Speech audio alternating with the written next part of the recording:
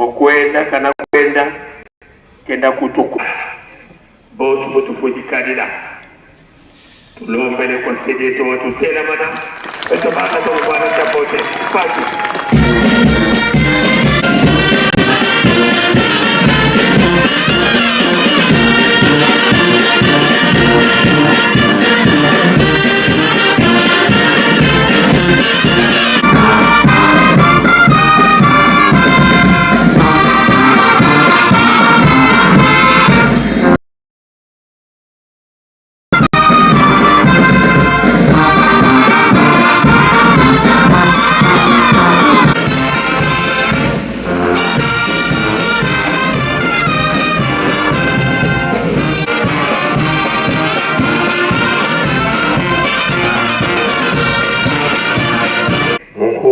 ye mwana tata mwana velela munkumbwase ye mwana ye tata mwana velela sejeto nendele kokuvwana twani ye tata nzabi kanda nzabi yanivo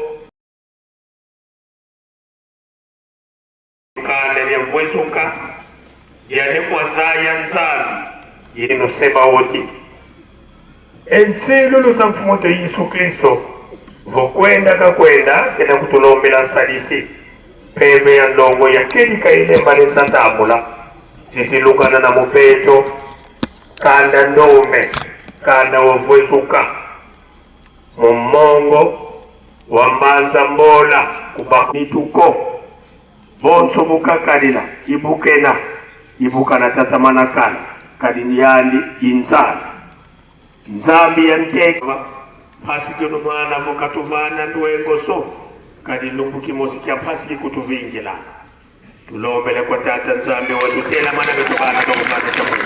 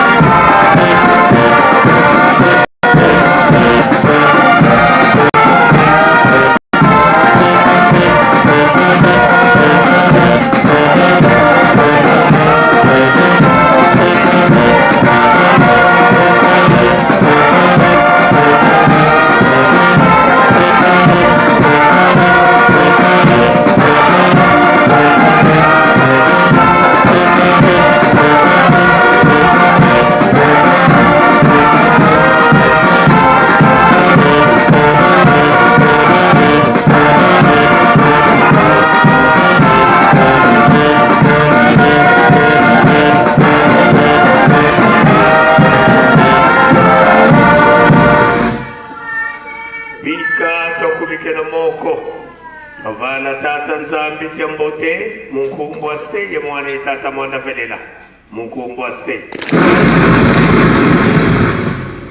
ye mwana ye tata mwana velela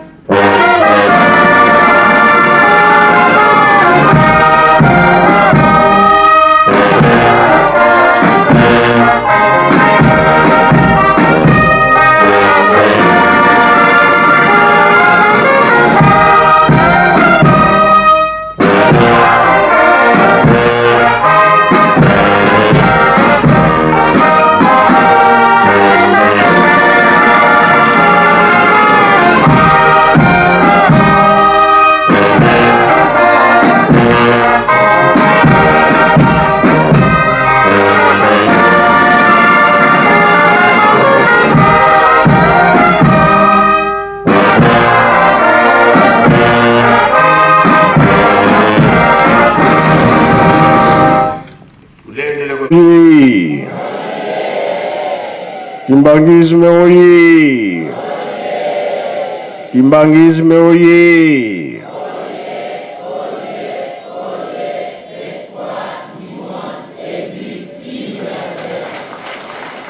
Kamba oye! Kamba oye! Kamba oye!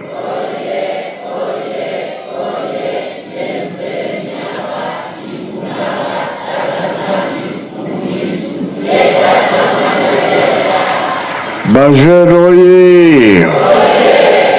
Bajen oye! Bajen oye!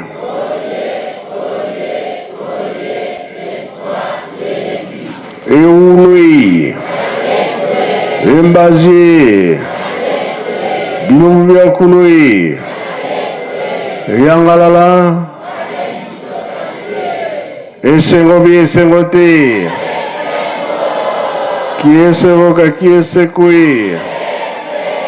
Tsai voka tsai kui. Na kombo tata mwana pe tata Molimo Centre. Lelo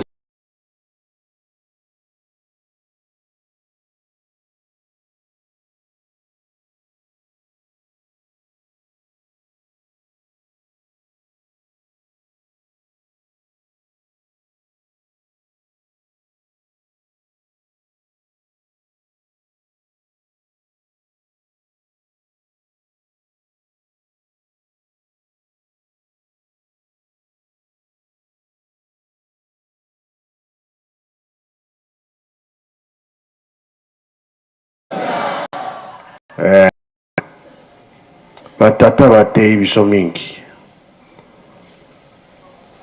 Bango baza kolanda makambo ya bapapa, bango nde bakosepela. Soki ozosakana na papa, ye makambo eza koleka, pasi ekoya. Lelo nga na kolobela likambo ya Moïse. Bokoko. Pasi bamonaki na Egypte. Batekaki Joseph. Joseph pe avant kufa atikaki testament. Ngai mpe bokelo kunda kaka kuna na Canaan. Elakisi ke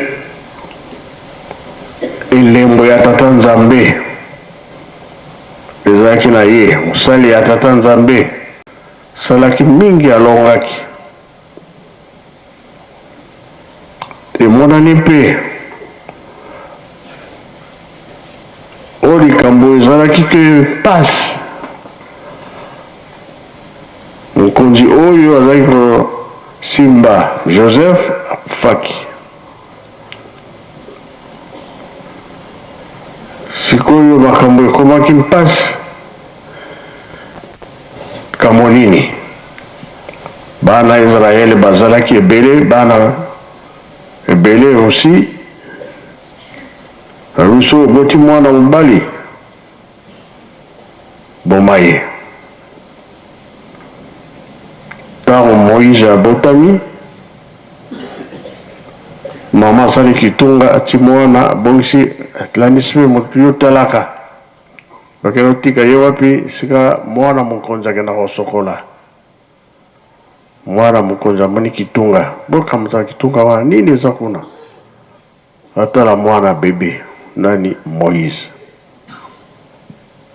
Elakisi ke balokotaki ye na mai Moïse. Okola na ye mpe na maboko ya mokonzi. Makambo nyonso kuna ye mpe ntango yokoma mokonzi, bana Israele bazalaki na misala ya dur. Mama oyo abotaki ye ntango bazosala mosala oyo biso tobenga compacteur, me ya bango ya machine monene molai. elamba ya mama ekangami na compacteur elingi oboma ye.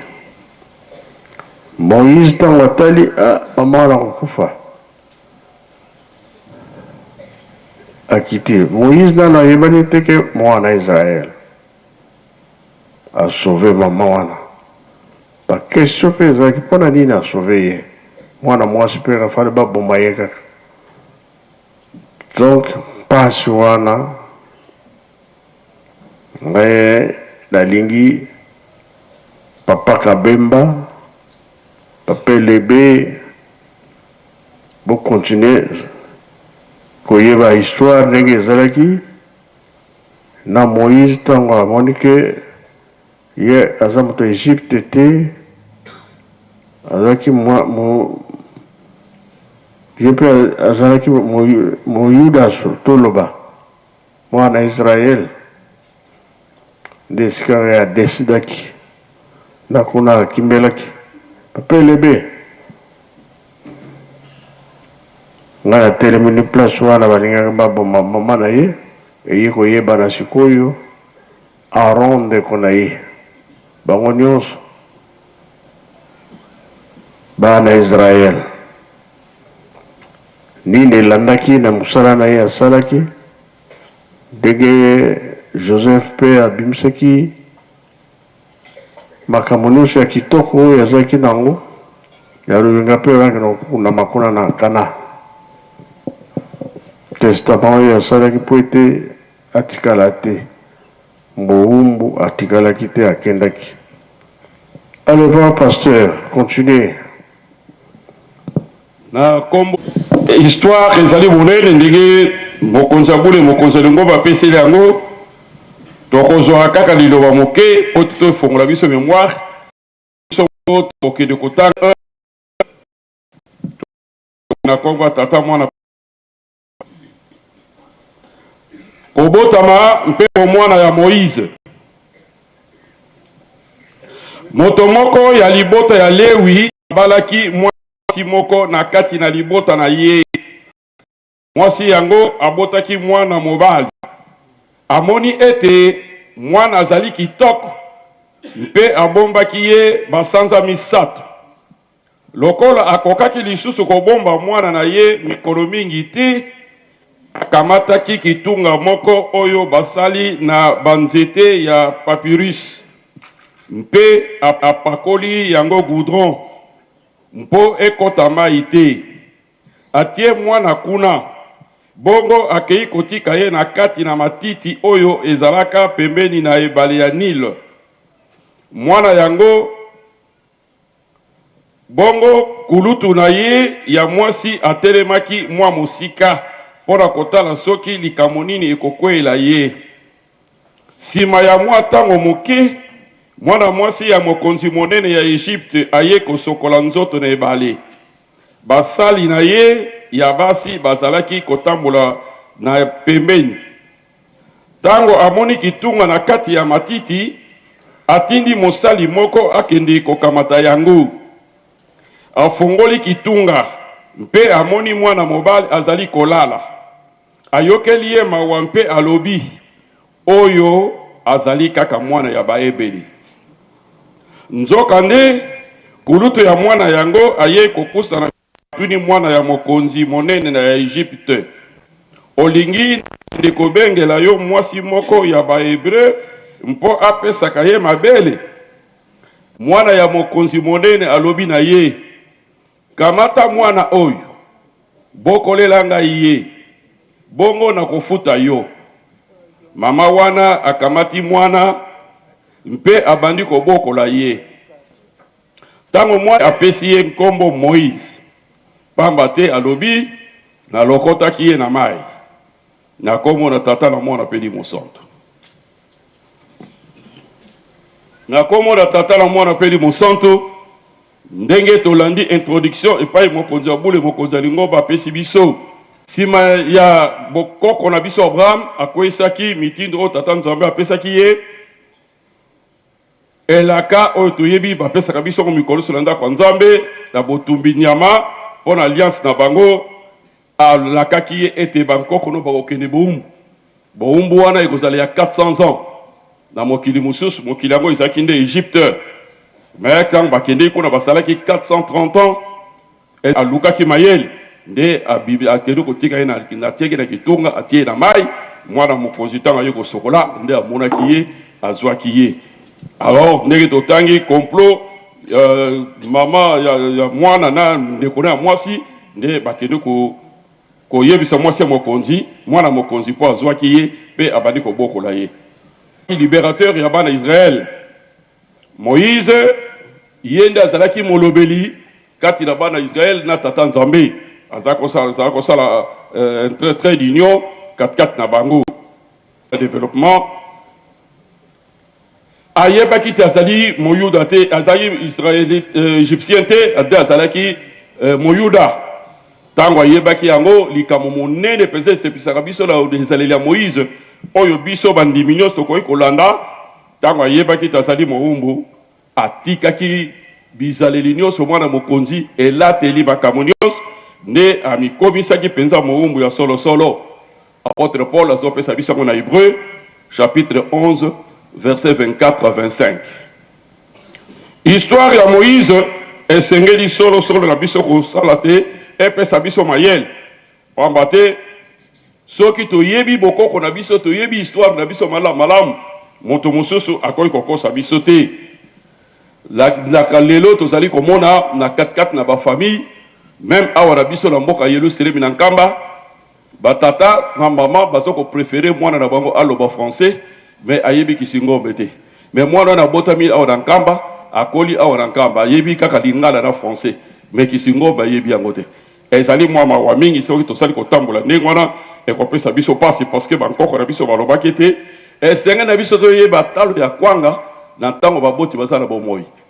Alors soki na ntango baboti bazala bomoi toyebi nanu bokoko na biso te ekozala na biso pasi. 17 verset 2. Ntango Moïse ayebaki bokoko na ye azwaki nguya azwaki makasi mpote akokobimisa bango na kati na Israël. Zali kokende kosukisa na bakalite de Moïse bakalite nini Moïse azalaki nango. Moïse azalaki na makambo minene solo Moïse azalaki na kondima ya makasi na kati na bana Israël. Kondima ya Moïse ezalaki monene penza tolobi yango déjà na Hébreu na chapitre 11 soko kititi na verset 28 okomona ngo ndenge nini Moïse asalaki. Kalite ya liboso Moïse azalaki nango kondima. Kalite ya libale ya Moïse ezalaki humilité komi kitisa. Moïse azalaki prophète monene mais azalaki na komi kitisa makasi. Exode chapitre 18 verset 13 à 24. Moïse azalaki très courageux. Moïse azalaki na vraiment mobali ya bopiko mobali ya makasi. Yangwana epesaki nguya akozwa esika na ndako ya Jetro ntango akimaki na Madian. Alembi avandi na etoko ya mai amoni bato bana basi baye komelisa mai bana mibali mpe baye na bibwele na bango bana mibali babengani bana ya tata Jetro ale bamelisi bibwele na bango. Moïse asupportaki yango atelemi abundisi bato na bengani bango abelisi bibwele wana mai apesi bana basi wana mai bakendeki nde bakendo pesa tango repa tata na bango na Jetro nde Jetro abaki boko luluka ye aya kovanda awa. Donc Moïse azalaki vraiment courageux. Exode chapitre 2 verset 16 à 19. Moïse azalaki moto akokanga motema. Moïse azalaki na patience makasi. Tozopesa ba qualité po toyoka te mais biso tango toza kopesa toza konaliser na kati ya mitema na biso moko tososola likambo nini oyo tozali koloba. Bote matei nyonso tozalaka na classe te matei mosusu ezali kaka miso eza komona matoi ezali koyoka ezali kopesa biso matiele na motema. Moïse azalaki na patience makasi. Patience ya Moïse tokotanga yango na Nombre chapitre 12 verset 13. Malgré koyima malgré motungisi malgré bisenga bana Israël na kati na désert mais Moïse akangaki motema mpe atambusaki bango kokanga motema patience. Moïse azalaki intercesseur yende azalaki kolobela bana Israël liboso na Nzambe surtout tango basalaki ngombe ya wolo Nzambe asilikaki makasi alingaki aboma bana Israël nyonso na kati na désert. Moïse alobi nkolo soko sali boyo bakoloba nini te obimisa ozaki makasi kobimisa bango kasi okokaki kokotisa bango te ekopesa biso passe kosala bongo te kitisa motema kanisa elaka opesaki na batata na biso Abraham, Isaac, Jacob osala biso bomalbe te. Exode chapitre 32 versets 11 à 14. Moïse azalaki persévérant. Donc Moïse azalaki molende na mosala nyonso ye azali kosala. Moïse amemaki mosala na etiki donc programme oyo Nzambe apesaki ye ekokaki. Nde Moïse akedi kopema. Malgré mindondo, malgré koyima-yima, malgré misala-sala, Moïse azalaki persévérant na mosala na ye. Moïse azalaki prophète, Thomas. Moïse azalaki prophète moko exceptionnel. Azalaki ba révélation na ye, ba vision na ye, makamone nyos, azako zongo na mutute. Mais pas na Nzambe ye moko tête à tête, face à face nenge, bazako kotra na Nzambe. Privilège ya munene ya Moïse. O ezali ko sa la distinction ya Moïse katikati na ba prophète nyos bazaki na Israël. Nombre chapitre 12 versets 6 à 8. Privilège à Moïse de Yangwana. Moïse azaki législateur. Donc mokobi ya bibeko. Moïse nde mutu akobeli biso bibeko zobe totanga na Exode 20. Yende na ba makambo belé oyo ezaki fondation ya kondima ya bana Israël. Mutu bundaki po abimisa bango na maboko ya Pharaon na mokili na Égypte po amema bango na mboka elaka. Moïse azalaki mokonzi monene na kati na bana Israël, motambwisa bana Israël. Yangona alakisaki pe etamboli nyonso soki totangi na Genèse, Exode, Lévitique, Nombre na Deutéronome, alakisi bango evangeli saleli nyonso oyo Moïse azalaki nango. Malgré motema ya Moïse, malgré makabatalité nyonso topesi ya Moïse, boyebi ke mutu azalaka Nzambe pe azalaka mutu. Donc na maye nyonso Moïse akutanaki nango suka Moïse pe alakisaki que esengeli ki da défendre pe ba intérêt ya Nzambe ndenge nkolo Yesu pe asalaki yango. Mbona mabukanda wana ya Matthieu baso lakisa biso ndenge nkolo Yesu amonaki te batu basepe kotungisaki babebisaki mokili to ndako ya Nzambe esika baza kosala béchange na bango ya koteka biloko na bango nyonso kosomba na kati na tempelo. Yesu asilikaki abenganaki bango abalolaki bamesa na bango abwakaki yango nyonso mpo ete ayebaki te ndako ya tata eza esika losambo eza esika kosakana nango te. Ntango Yesu asalaki bongo ezali kolakisaki na bato ete tempelo ezali esika kosakana nango te. Yesolo mpe ezalaki bongo te ezali esika kosakana nango te parce que bango moko bayuda bayebaki yango mais baza kosala semblant. Basalaki semblant po bayebi na mobeko na bango te mutu soka sekali na tempelo esengeli baboma ye. Alors tango Yesu asalaki bongo mikolo yaki liboso Yesu alo na kosolola na bango Yesu ayi koloba te tempelo oso bobomi yango tokwisi yango na 3 jours na tongi yango esili. Bango basepelaki te babite bomoni makambo blasphème ya sali. Abaki te tempelo atunga na 3 jours or que biso tongi tempelo na 40 jours. Yango epesaki pasi. Batata ba maman tempelo ezali boule bongo mboka oyo yambi tempelo ekozala ndenge nini Jérusalem na bato na Israël na tango na kala baza kosakana nango te ata azali kosambela akofongola fenêtre azali kotala kote ya Yerusalem. Donc Yerusalem eza mboka kosakana nango te soki Yesu asilikaki mpo na Yerusalem donc esengeli na biso tokomi lelo tokoko kosakana na Yerusalem te. Mboka oyo ebombi tempelo ezali boule bongo lelo Jérusalem moto zala mo ya sika nkama.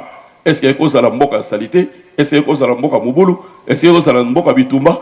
Te pambate awa nde tata Nzambe nkolo mpe molimo santo bavandi na mboka oyo. Soki na politique osali likambo kimi na ambassade bakolanda osusu te. Même osimbi kaka mur ya ambassade esili bakokanga yo te. Donc ambassade bakotra na mobulu te. Mais ndenge nini lelo toko mona ke to s'organiser pour to kota la Yerusalem na mobulu et ko pesa iloko makambo kitoko te. Ya wana batata ba vraiment malgré fidélité à Moïse liboso na Nzambe asalaki réaction. Donc ya wana biso pe lelo esenga na biso to yeba ko batela Yerusalem mpote ezali mboka ya bule. Bomoi ya Moïse, poto silisa, epesi biso litei monene, kondima na ye, ora biso baitokomi lelo. Ndenge nini tozali kondima, ndenge nini tozali kosala Nzambe, relation na biso na Nzambe, Moïse azalaki très fidèle na Nzambe.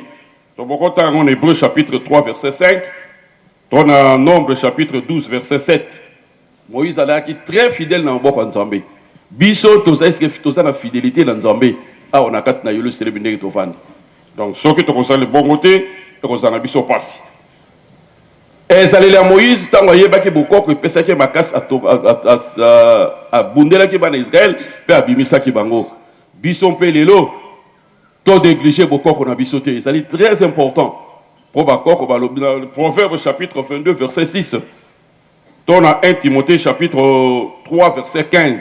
Babi esengeli na biso kolakisa bana na biso bokoko de bazali bana mike tango bakokola bakobosa nango te. Soki babosa nango bakozala lokola babini ya zoba bakopesa bango kwanga ya pamba bakolukila biloko kolela.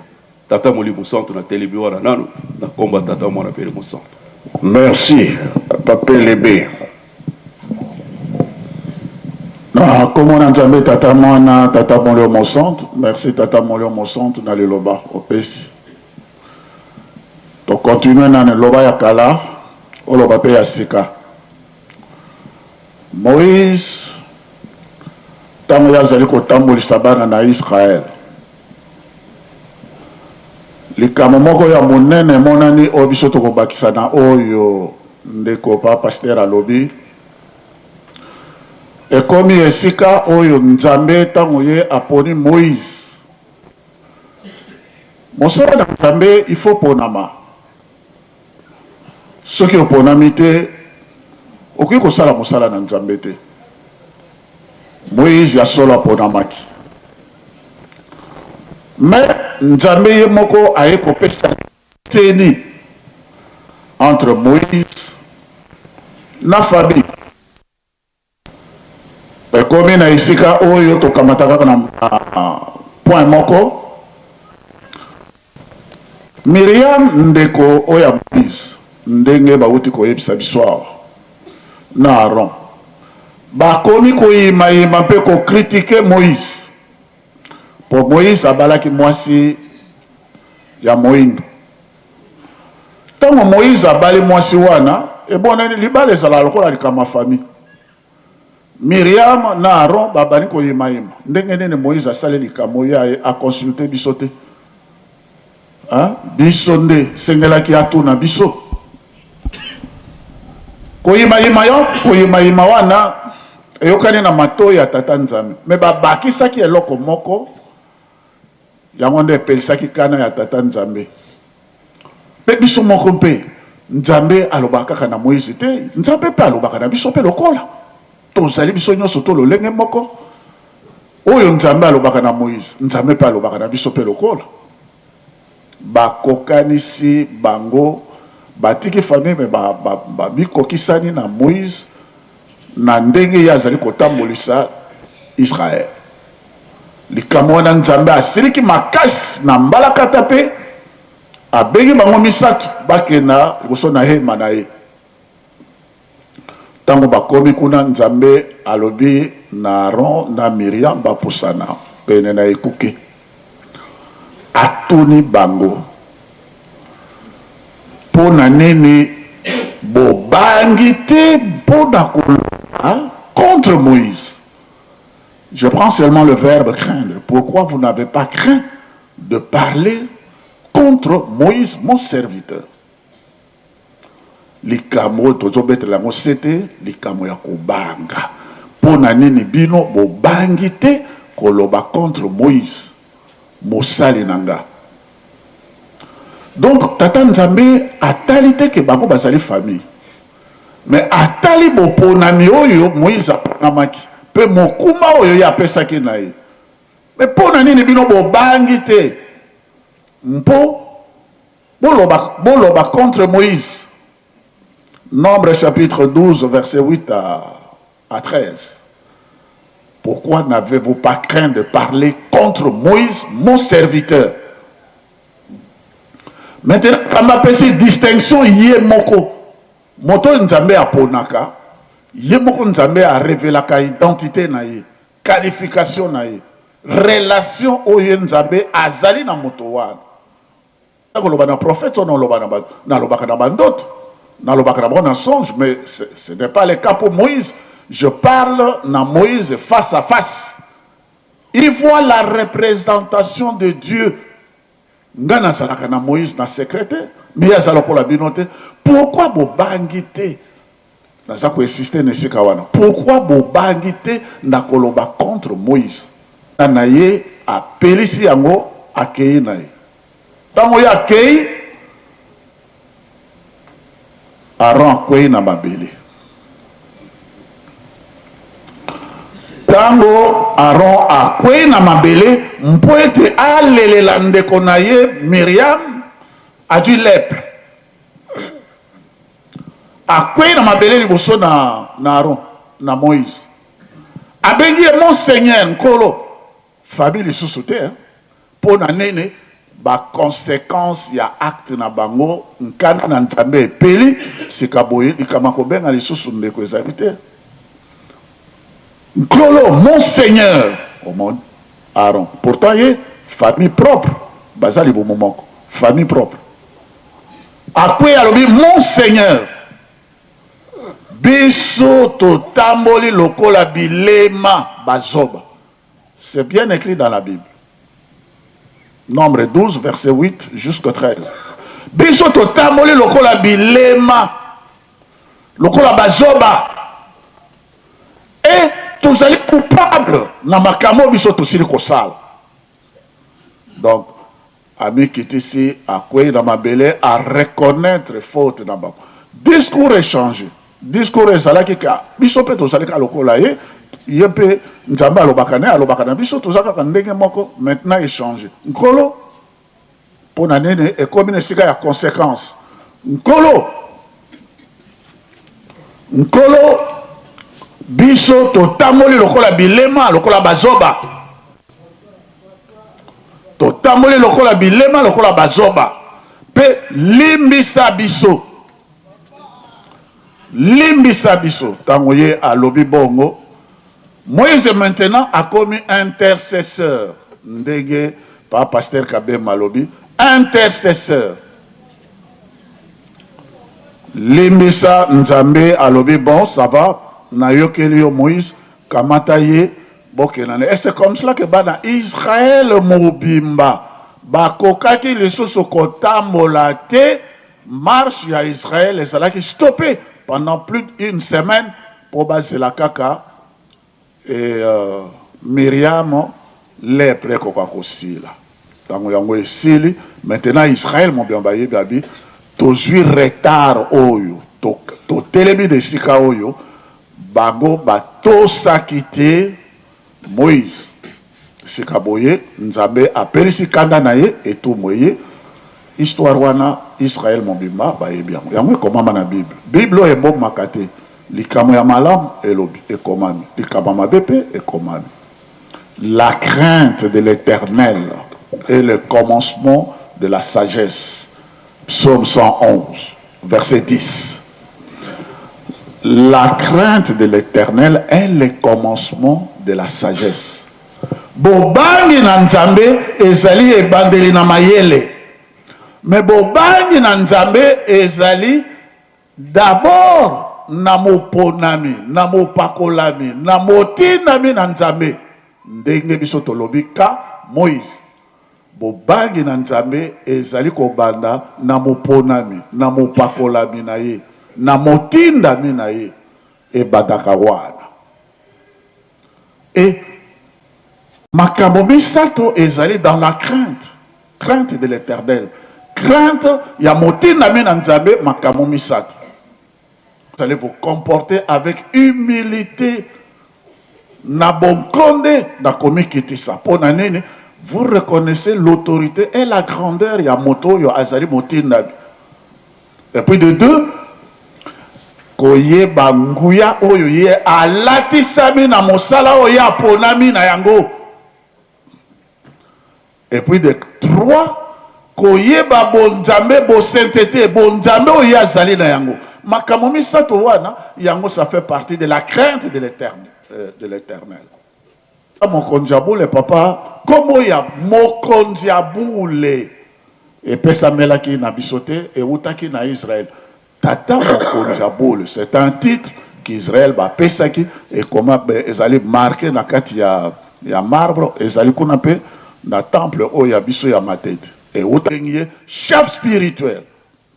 Et puis de 3, il faut koyeba oyo ezali bonzambe ki bosantu ezali katinaï. Yangwana balobi l'ainsi par l'Éternel. Donc bana en Israël tango bango ba Myriam na Aaron ba tuki Moïse ba tukaki nzambe directement yangwana nzambe a réagir pe akamati kana parce que Moïse avait une relation particulière avec Dieu. Par exemple, nzambe a pesaki na Moïse lingenda na ye kan sacré akamati yango abongisi yango apesi yango na Moïse. Et Moïse tango ya komi liboso na Pharaon abwaki yango na mabele sikaboye ekomi banyoka ekomi nyoka ba oyo bazalaki na nzinga na Pharaon bango mpe balakisi kinguya na bango babwaki ekomi banyoka mais banyoka wana ezali ba faux nyoka ezali ba faux parce que Satan ne crée pas, ne donne pas la vie. C'est Dieu qui donne la vie. Et ça qui va nous faux. Et ça dit le col ndenge tout le monde a comme présidentaire au monde moto a kamati mouchoir à bois qui a comme pigeon. Soko kamati ma yankama au bois qui pigeon on est jogi mouchoir. Pour ça faux. Soko continue sika au monde azako sala moi ndeke moko abimi au bois qui a kaka ma yankama et comme nango mouchoir parce que ça faux. Alors wana nyonso to nyoka na Moïse et Mélie ba nyoka wana nyonso Moïse a simiam.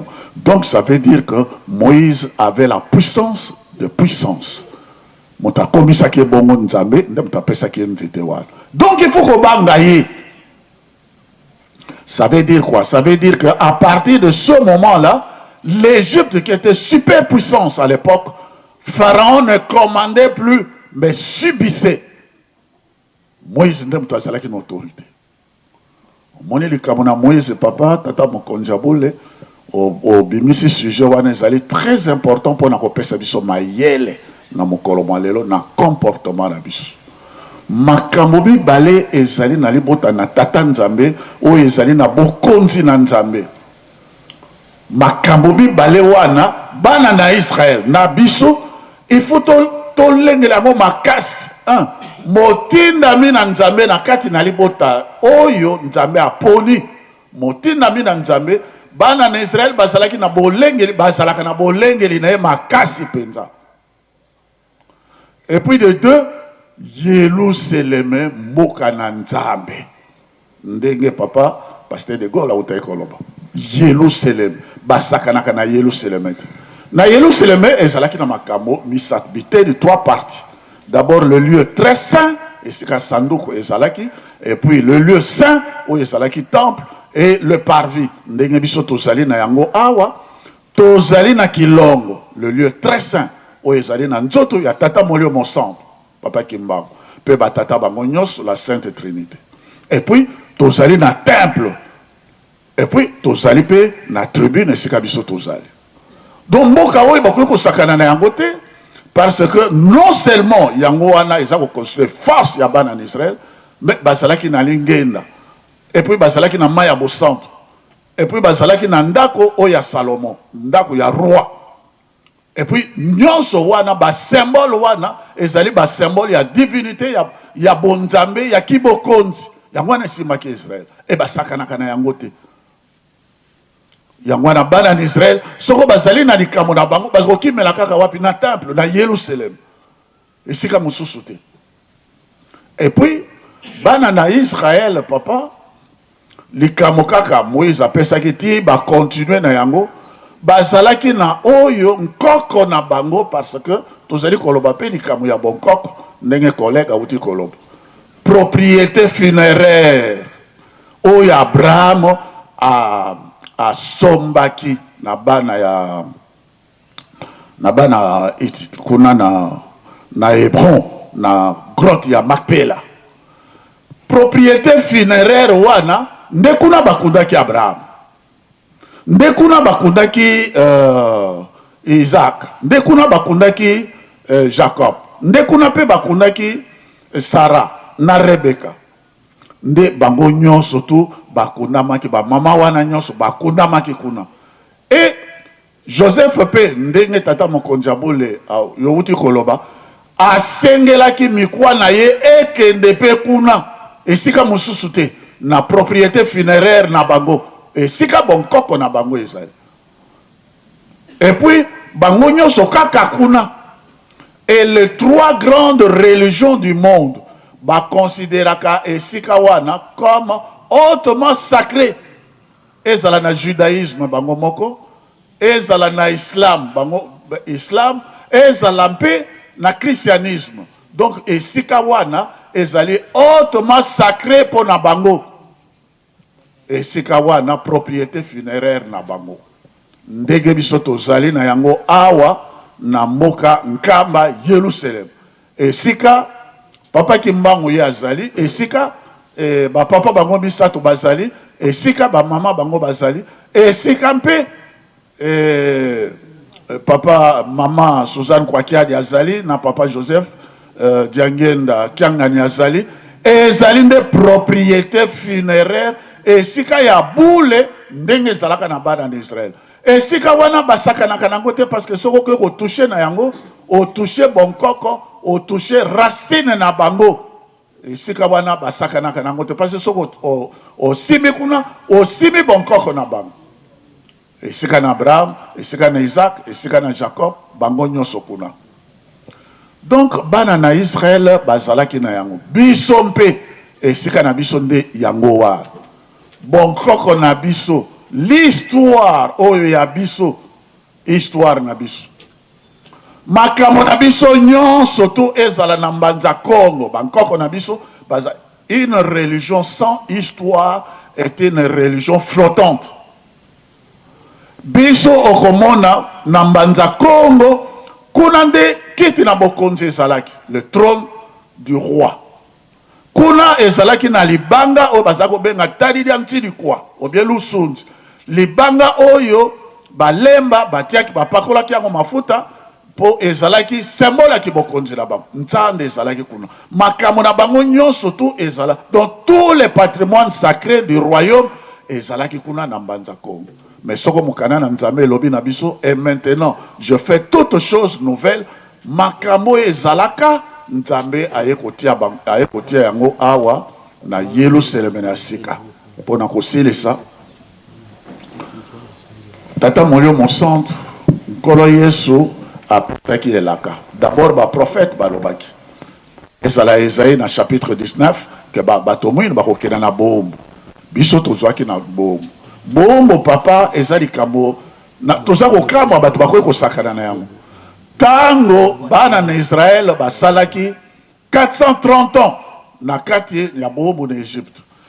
Biso mpe ekomami na kati na mokana na Nzambe na Exode chapitre 12 verset 40 que ban en Israël tu peux prolonger jusqu'à 42 et ban en Israël basalaki 430 ans juste balobi butu wana oyo bango babimaki parce qu'il y avait équinoxe na tango wana entre le 5 et le 6 avril dont le calendrier oyo égyptien de l'époque na calendrier yabiso calendrier comparé, c'est exactement le 6 avril. Il y avait un peu lobby, veilla qui pour na kobima na butu wana le 6 avril. Nde ba bima ki ba salaki le susu ba ombote. Biso tata kimbango yende tata Molio mon centre aye mpona ko sikola biso tozwa bonsomi. Nkolo Yesu atindeli biso tata Molio mon centre. Poto kena na ba détail te. Papa kimbango tango ye aye alobi likambo ya bonsomi ya moto mwindo alobi yango na nkama ndenge biso tozali mwindo akozala mundele mundele akozala mwindo, c'est-à-dire au temps fixé par Dieu, non pas par les hommes, au temps fixé par Dieu biso tokozala libre.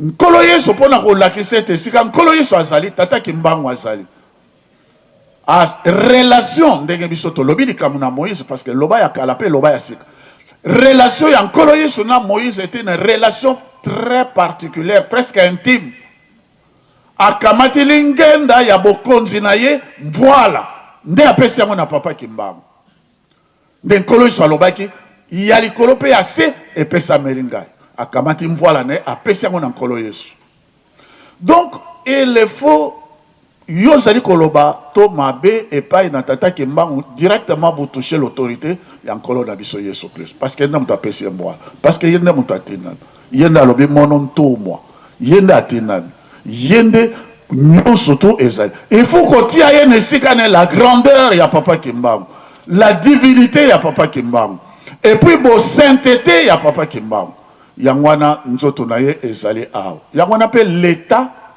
na mokolo mwa lelo po tobe na molai te l'état aye kotia elembo mpona koprotéger ce corps parce que c'est le corps de c'est un corps divin yango nde ezali na kibokonzi ndenge nkolo yesu alobaki esika ebembe kozala nde esika wana mabota manso ekoyangana e nzoto wana epolaka te parce que ezali un attribut de la sainteté donc makambo misato ndenge nalobaki la grandeur la puissance et aussi la sainteté il faut craindre il faut kobanga moto wana mpe esika ye azali yango wana l'état apesi esika oyo ekomi sous protection de l'état c'est très bien et puis j'ajoute mokonzi ya mboka ntango ye akamati date oyo ya le 6 avril le 6 avril ekomi chômé férié et payé sur toute l'étendue de la République démocratique du Congo. Nzambe a inspiraki ye mpo ete aloba likambo wana ankamba Jérusalem mpo aloba yango na temple na kati ya temple ya Jérusalem nouvelle Jérusalem alobi yango na temple alobi yango na nkamba Kinshasa comme c'est la capitale il a signé l'ordonnance donc mboka oyo ezali mboka ya basala nango bobulu te babebisa yango te et le plan ya mondele c'est quoi la déstabilisation ya mokonzi ya lingomba parce que bato bayebi que mokonzi ya lingomba yende lingomba force nango ezali na mokonzi ya lingomba pe na Yerusalem yango wana banungu ezali koya mais tozali kaka kopesa mayele mosala na biso bapasteur banganga nzambe banda 1400 bien le mois d'avril précisément baptême ya nesoyo kuna na mbanza Congo na Angola avril 1491 et coïncidaki pe na traite négrière bato baza kokena vers l'Amérique kuna na Amérique latine de 1491 à 1991 ça fait exactement 430 ans comme les enfants d'Israël c'est exact maintenant bana na Israël babimaki le 6 avril biso pe tobimi le 6 avril alors mokonzi ya ndenge wana tata kimbangu azali moto toko kosakana e bo nyonso to basakanaki na ye conséquence eyaki mais papa kimbangu alobi nakobotama lisusu na 1918 donc soki otosi papa diangenda te otosi papa Simon Kimbangu te parce que papa diangenda liloba ya papa Kimbangu ekamati nzoto nakobotama na 1918 et le 17 février 1991 à Mbanzangoum papa diangenda ye moko amibimisa alobi ngai ndeki Simon Kimbangu na 92 akei na ye et papa Kimbangu alobi nakobotama na 1951 na 1951 il y a botamaki la même année et coïncidé pe na installation à roi Baudouin comme 4e roi il y a Belgique papa Kimbangu a botami na 1951 donc soki au tioli au toki au bebisi le kumu na ye directement il y a papa Diangeli directement il y a papa Kimbangu et après yango na to kebisi to kamati makambo ezalaki na Moïse ezalaki na bana na Israël yango na toza ko kamata oyo makambo ezali kati na biso boye ba yebi histoire te tozali ko rappeler page ya histoire wana na 1908 le roi akamataki akamataki tango wana nani Albert akamati le 15 novembre 1908 Léopold II akamataki mboka na biso ekomaki propriété ekomaki ya colonie du Congo belge à partir du 15 novembre 1908. 50 ans après jubilé en 1958 Papa Diangenda le 29 juillet naza kopesa importance ya date wana et ça sera la fin de mon intervention. Date wana na 1958 50 ans soko kamati Lévitique chapitre 25 verset 10 balobi tous les 50 ans jubilé ezali mula oyo bato bazongaka na bonkoko na bango bazongaka bazwaka bonsomi na bango bazongaka esika bango bautaki 50 ans wana makila et sopani et papa Simon Kimbangu alobaki promesse et puis makila et sopani serment wana et pesa malaka soko makila et sopani. Donc le 29 juillet ezali na 1952 date oyo papa Kimbangu asakolaki na lowa victoire na ye ndenge bayokanaki na nkolo Yesu.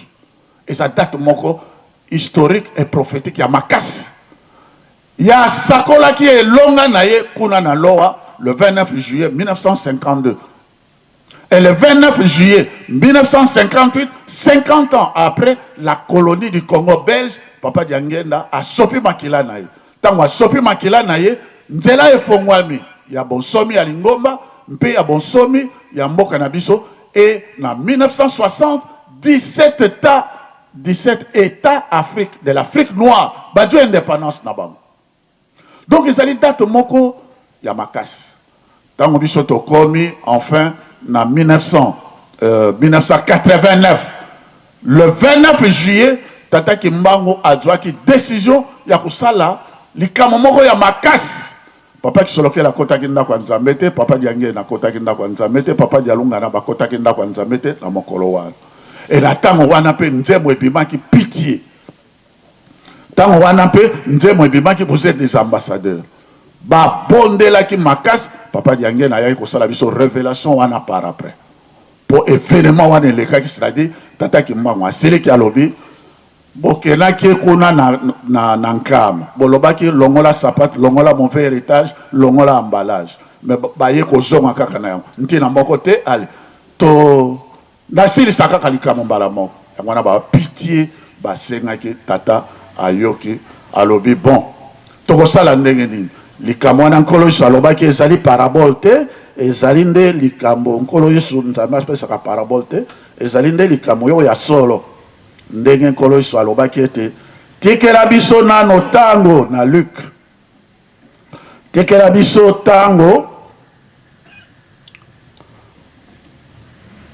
pesela biso tango totia nano mafuta toteya nano bango soko toteyi bango sima na matango soko bango bayoki te wana nde okokamata décision ya kosala likambo na Luc chapitre 13 verset 6 à 9 banda tango wana na 1989 al soirée ebanaki lisusu batamu ici le 15 novembre 1989 kuna na Kinshasa. Papa Diangenda premier jour à soirée wana le 15 novembre 1989 na Kinshasa atoni biso nyonso tozalaki na mbanza Kongo nana benganaki biso et pour na nini to bimaka na mbanza Kongo biso topesaki réponse te likambo wana lelo likambo mbanza Kongo ya bonkoko na biso ekomi na maboko na yo papa Simon Kimbangu kiangali tata molio mosan. 3 voyages dans mbanza Kongo en 1931 en 1900 je crois 1975 et puis en 1988 à sa dernier voyage même en 1988 avant déclaration à Satan on a na Kisangani. Voilà. À sa 3 voyages d'Israël, à sa 3 voyages dans Mbanzako. Maintenant beaucoup mawananyos et ça est dans Maboko. Pour la ligne elok mayel au soto bongisaki yolo ko pesa biso mayel. yo ndo kozongisa biso na esika oyo ya liambo biso tozalaki na oyo ezali mokuma na oyo azali na lingenda oyo azali na lingenda ya nkolo na biso yesu kristo ezali symbole ya autorité babandaka ye ndenge biso tolobaki likama monzi ezala famille ezali kaka epai na yo bana na yo ndenge nkolo yesu alobaki oyo asalaka mabe akontinue kosala mabe oyo asalaka malamu akontinue kosala malamu ndenge nazali koya ndenge papa de Gaulle alobaki à un certain moment Moïse malgré patience nakomaki na suka alobaki oyo asalaka malamu asalaka ka malamu oyo asalaka mabe asalaka ka mabe me ngai nazali koya nakopesa lifuti elikambo wana mpe Daniel alobaki yango déjà na Daniel chapitre 12 alobaki yango bato ya mayele bakososola bakomipetola bakomiyeisa bule bato na mayele bilema bakososola te bakokontinue na kosala mabe me nzambe akoki kosala likambo na yo papa ikokela biso bana bayo mawa tala moto mwindo oyokela ye mawa ndenge mokonzi ya bajeune alobaki moto mwindo aza na mpasi papa esala biso pasi te biso kibomo eza eloko ya kosakana yango te oyebi ntango bankoko na biso baza kokena page wana esalaka nga mawa mingi mondele soko akomi na Amérique avant maswa esema abani kosala inspection ya baomo yake na koteka alobi ofongola bino na bino soko ofongoli bino amoni mino akopola alobi na koteka na valeur nini tala nano moto asali plus de 2 mois ti a traversé bele wana osokola mino atali kaka mino akopola bete ku depuis akwei na ebale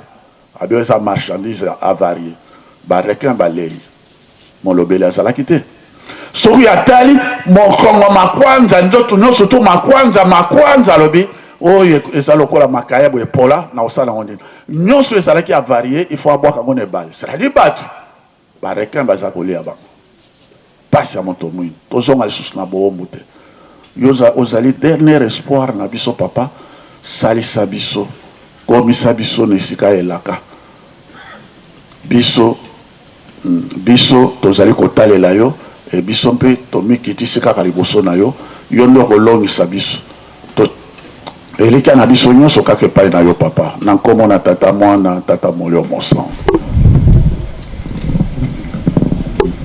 Merci toyoki mpe tolandi manche ndenge Moïse azalaka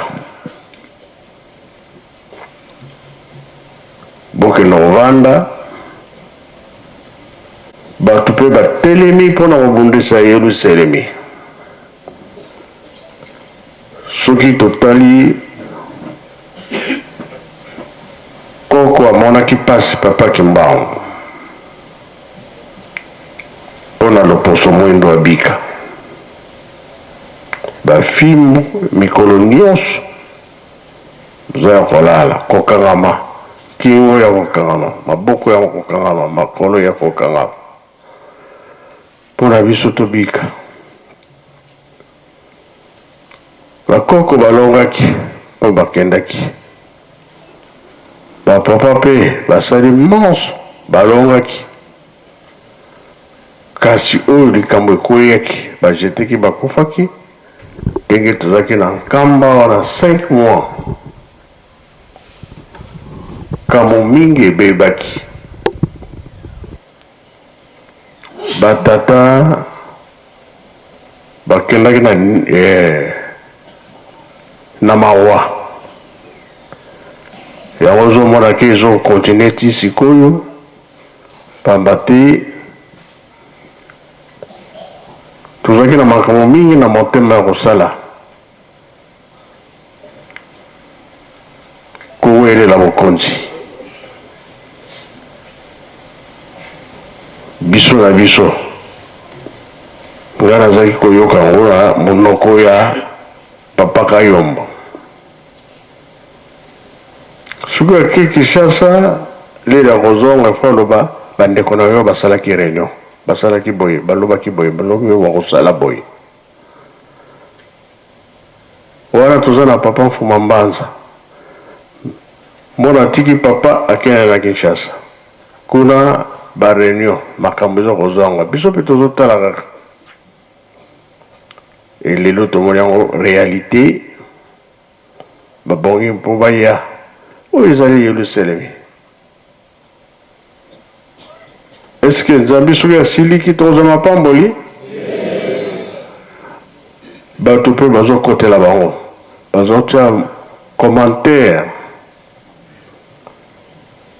wana nini soki bapesi yo mbongo tika nasala makambo oyo nga nalingi ekoyoka monisa biso pasi Yelusalemi ekoki kobeba te engo yango eza kolakisa ke aya soro balobaka likambo ya moto moyindo ekendaka mosika te ebebaka kaka bongo bie bongo te tosala attention toyebi ke likambo eza na mpasi tolingi tobebisa Yelusalemi bato baza kopuye kasi biso toza na likambo te tosengaki te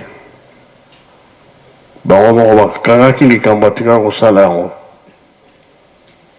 biso tosengaki te oyo eza claire na elobeli ya bato na ndenge baza koloba ke Yelusalemi ebeba mpo tokokana. Est-ce que tokokana?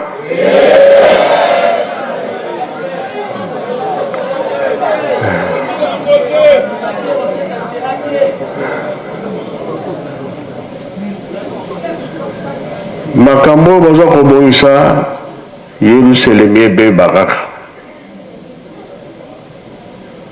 mais soki tolobi ke yo balobaki na yo boyi yo balobaki na yo boyi osaleli yango te foti na biso kambo ezali ebele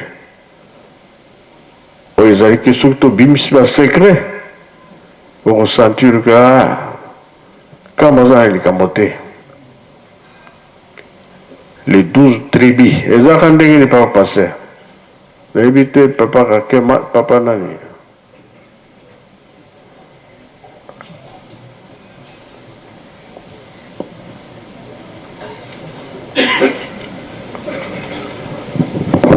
Oui, bah, qu'il y a combien, on va tirer là combien. Est-ce que Bazonga a les sous? Merci, Tata Nzambe Molimo. Ezali na mokanda ya 1 Roi chapitre 12. Obandi na premier verset ti na suka okomona histoire nyonso ndenge ezali. Toyebi bana ya Salomo oyo bazalaki na tango ya kala na Israel ndenge toyebi histoire babotamaka 12 na kati ya libumu ya mama na bango ba mama wana bazalaki 4 ndenge toyebi histoire tango bayaki lisima ya liwa ya tata na bango Salomo akufi mwana moko bazalaki kobokola na kati ya ndako ya Salomo kombo na ye Jeroboam. Jeroboam azalaki enfant adoptif azalaki na kati ya 12 wana te oyo Salomo abotaki. Tangu papa na bango akufi mwana wana aye kobenda bandeko mususu 10 abendi bango na matei ya mabe ayebisi bango soki botiki mwana oyo Roboam azwa bokonzi bino bokokoma baumbu to déranger bokonzi wana akoka kozwa pouvoir wana te nde balandi Jeroboam na matei na ye ya mabe ora azalaki na descendance wana te azalaki na makila wana te abendi bandeko wana bakei na nord mabota mibale oyo batikalaki babateli bokoko bakendaki na sud babateli bokoko ya koko na bango ti nkolo Yesu aye kobotama na libota wana me baoyo balandaki Jeroboam bakendaki na Sikem bake kosala bikeko bakomi kosambela binzambi babosani descendance na bango na bokoko na bango babosani yango babwaki yango bakendaki porter disparité lelo histoire na bango esilaki ndenge wana bazongaki lisusu na Jérusalem te moi mukende yango wana papa. Merci ndenge tolobi bange ya tata Nzambe ezali nini badela mayele tokwea susu na mbeba tokwea na mbeba te ndenge nalobi papa kayo baza kokende Kinshasa oyo bandeko na yo basali réunion bakangi makambo ya boye na boye kutu balobi il faut papa bena azonga secrétaire général ntango na tuni papa alobi wi nga mutu aponi soki naponi ye makambo oyo alingaki asala asalaki te arécupere yango nayebi te makambo nini me makambo yango neti oyo nayebaki ndambo mpona botongi dispensaire na yanda programme ezaki epa na ye me esalamaka te bazalaki na discussion na papa Alphonse Kinyuka na Lukengo tikaki kosalama te ti lelo oyo soki esalamaka nde 12 docteur elingi ozala na yanda mpe lelo mpe tozosentir yango yanda ekomi na badocteur ezalaki dispensaire kasi makambo mingi ezalaki mpona ye mokonzi ya cabinet apesaki badevoir makambo mingi atikaki kosala yango te yango papa aponaki ye kasi mpe esalami te te lelo tomoni ke toza susu ensemble te soki totali mpe likambo ya maître mbungu na mokili na biso avocat ya liboso nde ezaki ye ngoli bayombe oyaki kosenga baliste kambo ekoyaki na mayombe ezalaki mpasi baye kosala vikaria soki papa ake bafleuve asuka kaka na matadi me makambo nyonso basengelaka bolimisi isi eluntali la za kotindama kide koloba na bango boye na boye maître mbungu soka moni papa lycée akoloba te dividi wana donc ye dividi papa mfuma longo respect ezalaki susu te makambo ebele président Mobutu ayaki kosilika nde atikaki makambo wana sukasuka mpe akomaki kimbangiste papa mpe azwi atie conseiller kasi makambo nyonso kitoko te ya biso kuna bango moko bayebi ndenge baza kovandela kuna yango tolingi te tobebisa lingomba tobebisa yelusalemi tobebisa yelusalemi yango tolobiki makambo ezali ebele bango wana nyonso kuna baponami bakomi esika moko mpona kobebisa nkamba kasi biso mpe tolobi soki bakoya koboma biso baya kaka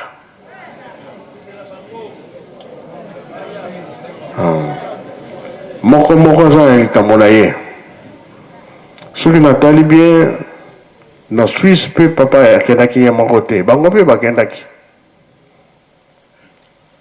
makambo papa asalaki na Suisse bayebi yango oyo baye koyebisa biso bango moko mpe bayebi yango oyo lingomba mpe ekomi boye bango moko bayebi biso toza kolinga koloba te bango balobi bakoya na makasi mpe bato bazotinda bango bazali biso mpe tolobi likambo te baya kaka nde yango tolobi napesi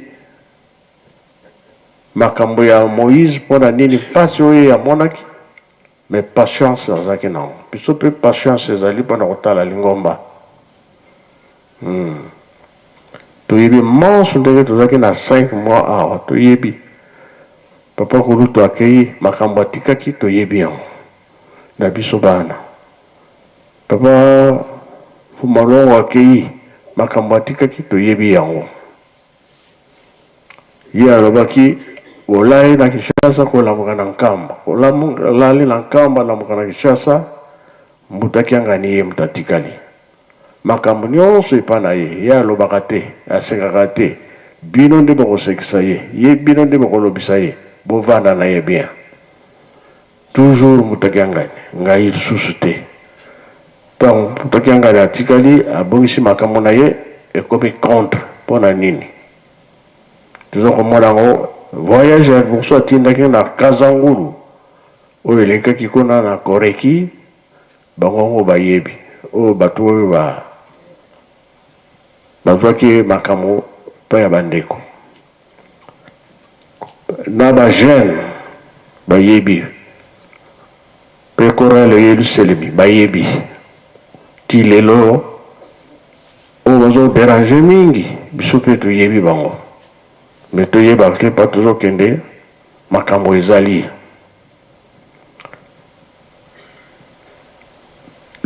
le 28 juillet était juin là le 29 makambo papa asalaki na Suisse eyebani makambo alobaki na Suisse ayebani ti azotika biso maboko makambo oyo alakisaki nyonso bonzambe na ye eyebani kasi oyo tozoyoka lelo ya mpasi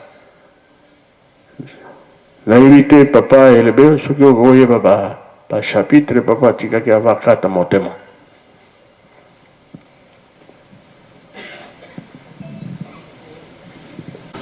na kombo na nzambe tata mwana tata molio mosantu papa nazongisi vraiment matondi nzambe na ngai mpo opesi ngai ndingisa nalongola mokumba wana lelo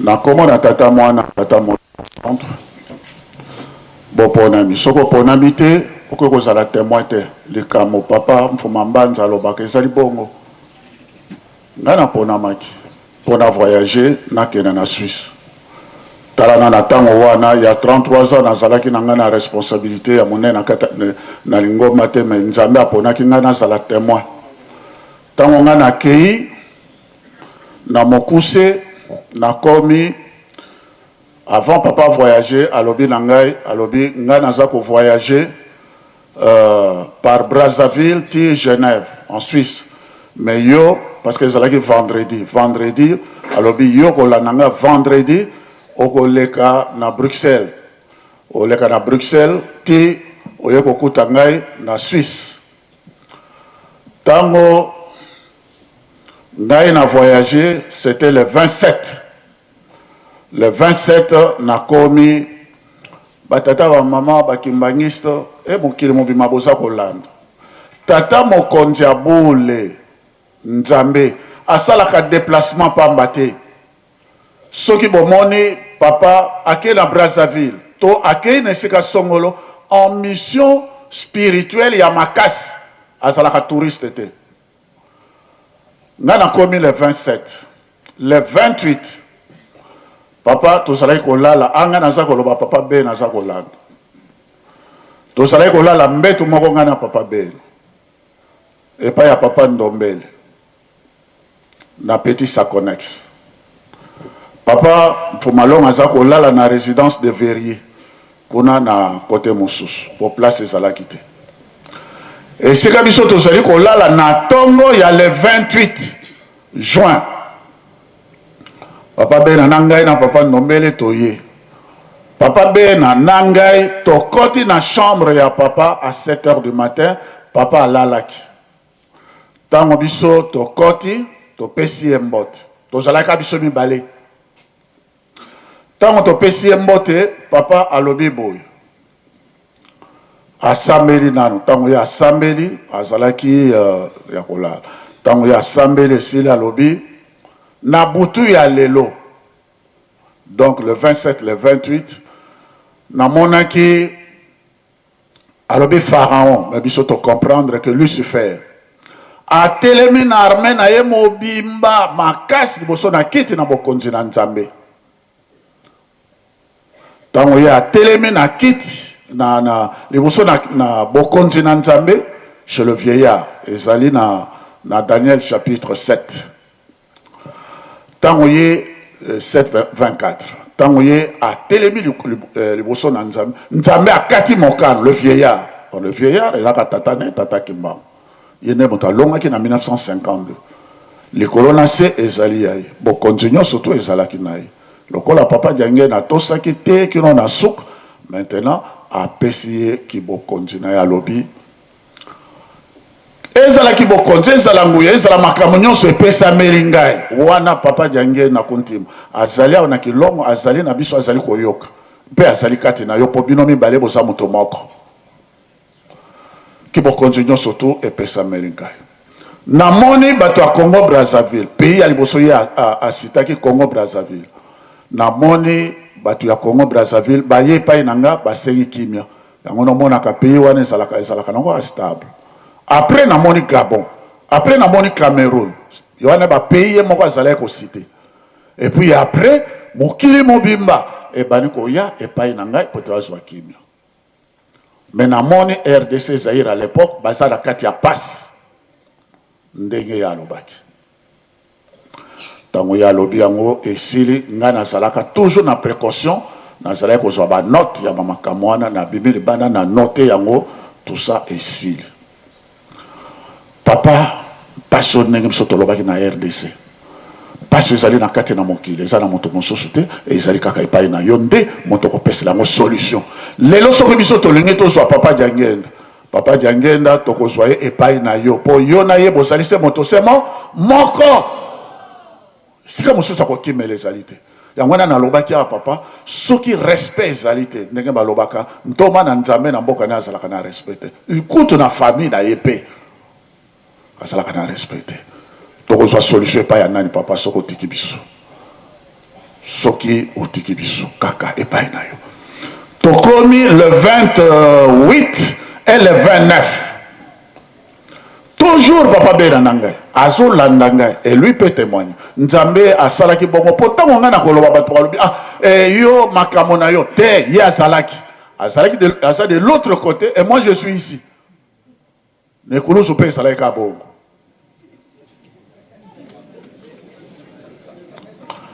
Alors, le 29 wana na tongo, to koti bisomi balé.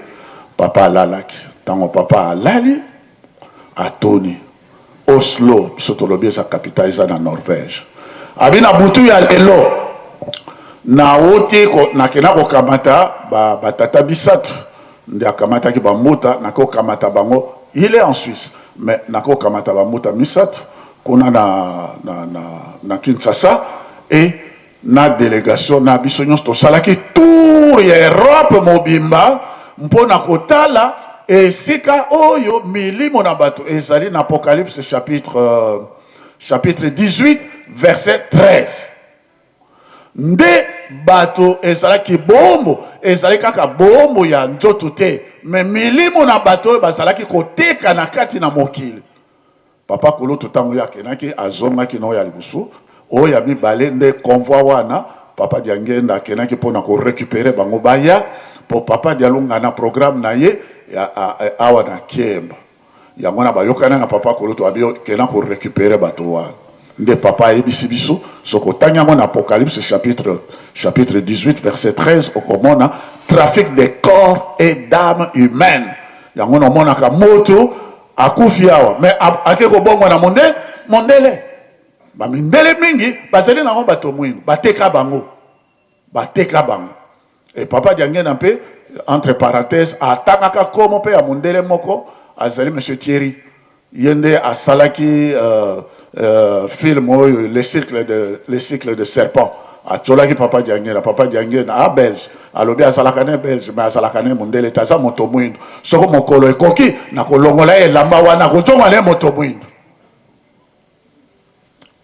nde papa Diangenda alobi na biso alobi bon na sali tour tango to silisi tour wana te to ye to koti pe na Vatican tango biso to koti na Vatican to lekaki na côté où ezali résidence d'été ya pape to koti wana ti to komi na katikati ya place Saint-Pierre ba entouré biso tango ba entouré biso simana yango ba yebisi mokonzi balobi son éminence papa Diangenda azali awa na mboka na biso ntango ye aye ndenge ye moko aza koloba naza kolongola te mpo mokolo tokokutana na ye nga je veux pas avoir de problème alors alobi akamati nguya na nyonso to ntango ye aye sika boye natuni ye ngai nauti kosala tour na kati na Europe bisika nyonso to namoni milimo na bato ekangami esombama ekangama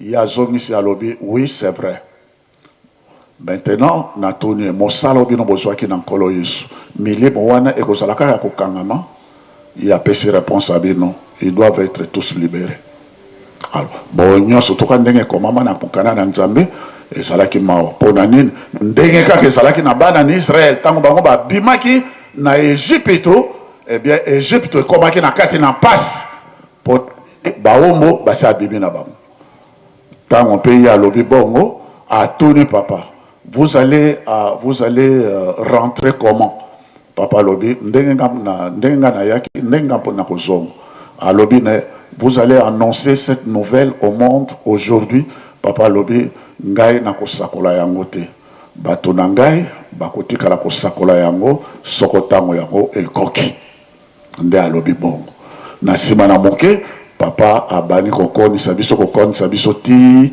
totikali kaka mopepe tolimwa kaka alimwisi biso kaka na mopepe esika biso tobimaki bango batikala komona lisusu te o wana Nzambe te soko tozali kolobaka zali tata molimo mosantu tokosi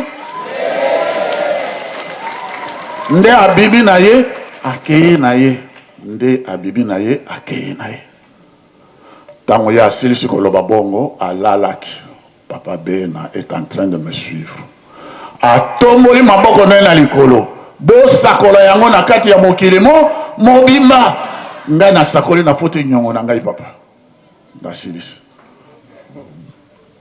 Merci papa. Kuna biso tozalaki te bino nde bozalaki kuna boye kovanda kasi na nga nalobaki boye mbuta kisolokele apesi kombo ya tata Kimbangu bato mibale mbuta bya alungana apesi kombo ya tata Kimbangu mutu moko ngai kombo ya mama kaka napesaki tata napesaki kombo te ya bana na ngai ya Marie Mwilu na France donc makambo atikilaki nga na yango wana kaka nga na telemi nano ndenge wana tozotala makambo ndenge ezokotambola me soki tobimisi basekre nyonso wana Nzambe nde asiliki yango tolobi na kombo ya tata mwana pe tata molimo santu napesi papa Mbenza.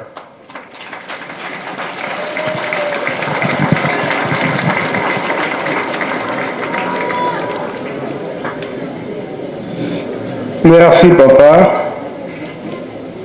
Tourne biso makambo. Il y a 5 mois. Ngai nakende mosika mingi te. Tango bapapa bafandaki awa na 5 mois devoir apesa ya kolanda koenregistre makambo nyonso ndenge badaki koleka awa ndenge bafandaki sanza mitano awa mpe likambo alobaki ete soki toza koforce bino boyebaka makambo nyonso mpe koenregistre yango pamba te na mikolo ekoya ntango bobanda koloba makambo na biso ndenge esalamaki ndenge tolingeli ndenge nini toza kokendele soki bolobi yango kaka pamba boye sans ke baparole na biso ebima wana batu bakondimela bino te kasi posa na biso ezali ete na ntango boza koenregistre ntango boza koloba makambo soki batu bawangani makambo yango ki papa alobaki ndenge wana te mbala moko botie maloba na biso teka alobelaki ete bokomona etumba makasi ekoya na mikolo ekoya na ntango wana bato bakolinga ete badeplace to kolongola Yelusalemi awa na nkamba mpo bakende nango esika mosusu. Ndenge kaka papa atuneli, ndenge papa Mfumandongo alobaka ete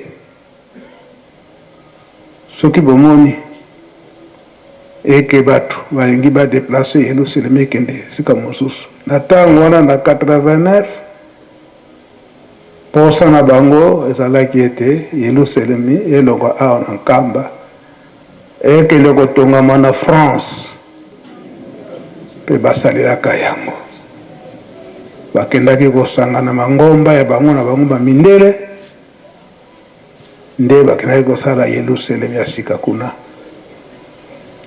Ete balobi ete révélation wana ezalaki ye moko nkolo Yesu atindaki bango, amonelaki na mama wana ete ayebisi bango ete balingi babebisa mokili, kasi Yelusalemi ya sika ekozala nde na France. Date wana toretenaki yango mpe bango koyebisa biso ete badate nyonso babanda koretenir yango mpo ezalaka na le 24 mars 1989 wana. Bongo bokomona mobulu ndenge ekobima na kati na Lingomba. Mpona nini koluka kodeplace Yelusalemi? Kasi na ntango wana bokotala bokomona na kati na Lingomba oyo bakolanda bizaleli na biso, bango wana nde bana na biso. Oyo bizaleli ke balandi su bizaleli na biso te, wana nde bana oyo Satan akotisaki na kati na Lingomba, baye kobomba na kati na Lingomba tata Simo Kimbangu. Me na ntango wana ekoyebana. Apesaka chapitre na Matthieu chapitre 24 pokotanga yango apesaki chapitre atangaka te yango tokolanda yango maloba na ye papa Mfumandongo papa Dangenda na ndenge makambo eza komonana lelo. Yango tosengi bandeko ya presse bacha makambo wana. Papa Mfumandongo papa Dangenda biso nyonso toyoka voix na ye ndenge alobelaka yango.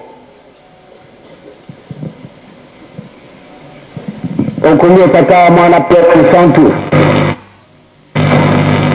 epesa mana kabisu ntangu mokolo na mokolo ndete jwa dikambo oyo kero kulala na biso ndenge tozero kuluba yango mokolo na mokolo tokosenga bino mwa service. Papa Kulutu abutami na le 12 février 1914. Papa Mfumabanza abutami na 25 mai 1916. Ngai le 22 mars 1918. Tata Nabisu Papa Simo Kimbangu. Mama Nabisu Mama Mwilu. Mokolo mayenga pardon mokolo mamisatu tango ezalaki fete na Lubaki. Bato misatu awa na kati na mukili babutamaka na lisumu te na Lubaki na kulubaka. Bato misatu wana Adamu mutari boso ndenge tosi tookeli mabele na kati na yango achi makila achi mai soko alingaki nde alobakaka ndenge tookeli kaka tambula mutu nde ngai na yo nde toyibi na ntina na lisumu te pamba te banyama bayibi na bango ntina na lisumu te. Kasi na ndenge na lolenge na ye apemeli na kati na mabele wana mabele mango makumi mutu ndenge mabele mango makumi mutu. Donc muntu au grand complet azali nzambe bobusa na kama wana te bobe na biso ka tout le temps banzambe binu mpe bozali banzambe bobusana kadi ka mwana te pamba te lokomi frère mpo te bopesa poids bele epai na biso poids wana na yo na ngai tozali na yango yango wana napeseli bino tata na ngai tata Simo Kimbangu mama na ngai azali mama Mwilu donc mokuma moye ezali yo na ngai bamundele bango mpe bazali banzambe baoyo bazali na poste jaune bango mpe bazali banzambe baoyo mpe bazali na peau rouge bango mpe bazali banzambe toki ndenge tata atangeli biso tata nyonso abuti mwana wana azali ye me malamu nde mwana wana tambola ndenge yo tata olingi soki ake kobebisa esengo eza lisusu na yo te batata na bamama ndenge tozali kolubila tozali na kobanga mingi soko babengi biso bokumisi biso boye tokokoma orgueilleux ezali na ngai kubanga ezali na tata Mfuma Mbanza kubanga ezali na papa Kulutu kubanga pamba te na bobandeli ezali likambo te kasi likambo ekozalaka na suka na bobandeli ezali likambo te kasi likambo ekozalaka na suka biso tolingi nde tozali futi na manso tozali kosalaka mais soko nakomi na ngai orgueilleux na kosala te ndenge na kosalaka yango mbala na mbala pamba te na memoni nde ngai nazali na ngai elimu santu papa Kulutu papa Mfuma Mbanza azali na ye Yesu Kristu papa Kulutu azali na ye tata Nzambe bokesani bozali biso tozali bato bino bozali bato biso tobutami na masumu bino bobutami na masumu sauf kolo Yesu Adam na mama Eve bango bazali masumu kasi nkolo Yesu ajwaki batisi mona balungulaki eloko nini deka mbwana bobusana yango te toyebi malamu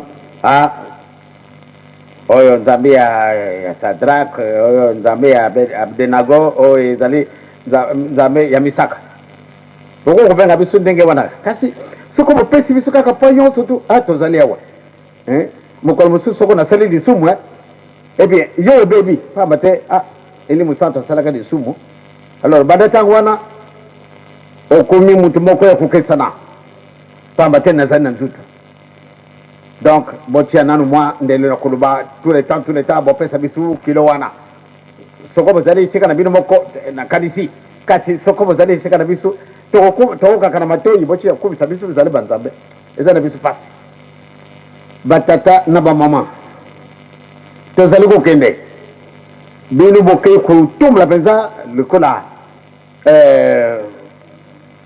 banjui soko babongisi ndako na bango wana obeta mosusu soko balungu epai mosusu baye kokwea na nzete wana ali bakomisi bulu moko monene soko oke kotumula bango ntango bakoki te ndenge bakoswila bino mingi bakokufa rien ke na mpwana banjui baswi bino yango wana ndenge likambo bino bosali boke kotumula banjui bango bazalaka bamillion bino boke kotumula bango epi esekaseka wa bobusana te yo solo malamu nde totambola mpenza na solo soko botamboli na solo te bokomona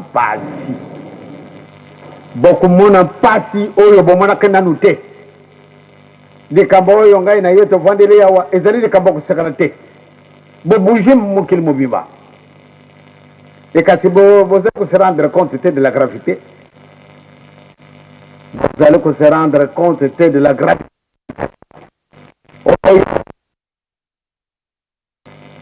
donc malamu sika tokojunga esika biso ezalaka malamu nde tobongisa soko boyo te vraiment bokumi na pasi mutu na muntu tozali na examen mutu na mutu malamu nde akamata eloko oyo nzambe apesi ye po ate yango ebimisa mbuma kitoko soko boyo te mpasi ezali na yo kosekana te milimu mingi mekobeba mpo na ntina na yo econséquence ekozala pasi bokoki kotumula banjui bango babongisaki liboke na bango bongo yo oke kosimba bango abien ntango bakopanzana wana bokamata makambo na bino oserie soko bazali kokamata kango lokola makambo pamba batata bamama mpasi ezali na bino ezali esengo mpo te bozala esika moko na biso kasi malamu nde totambola mpenza na solo soko boye te ai bamosusu baza komona makambo yango lokola biloko pamba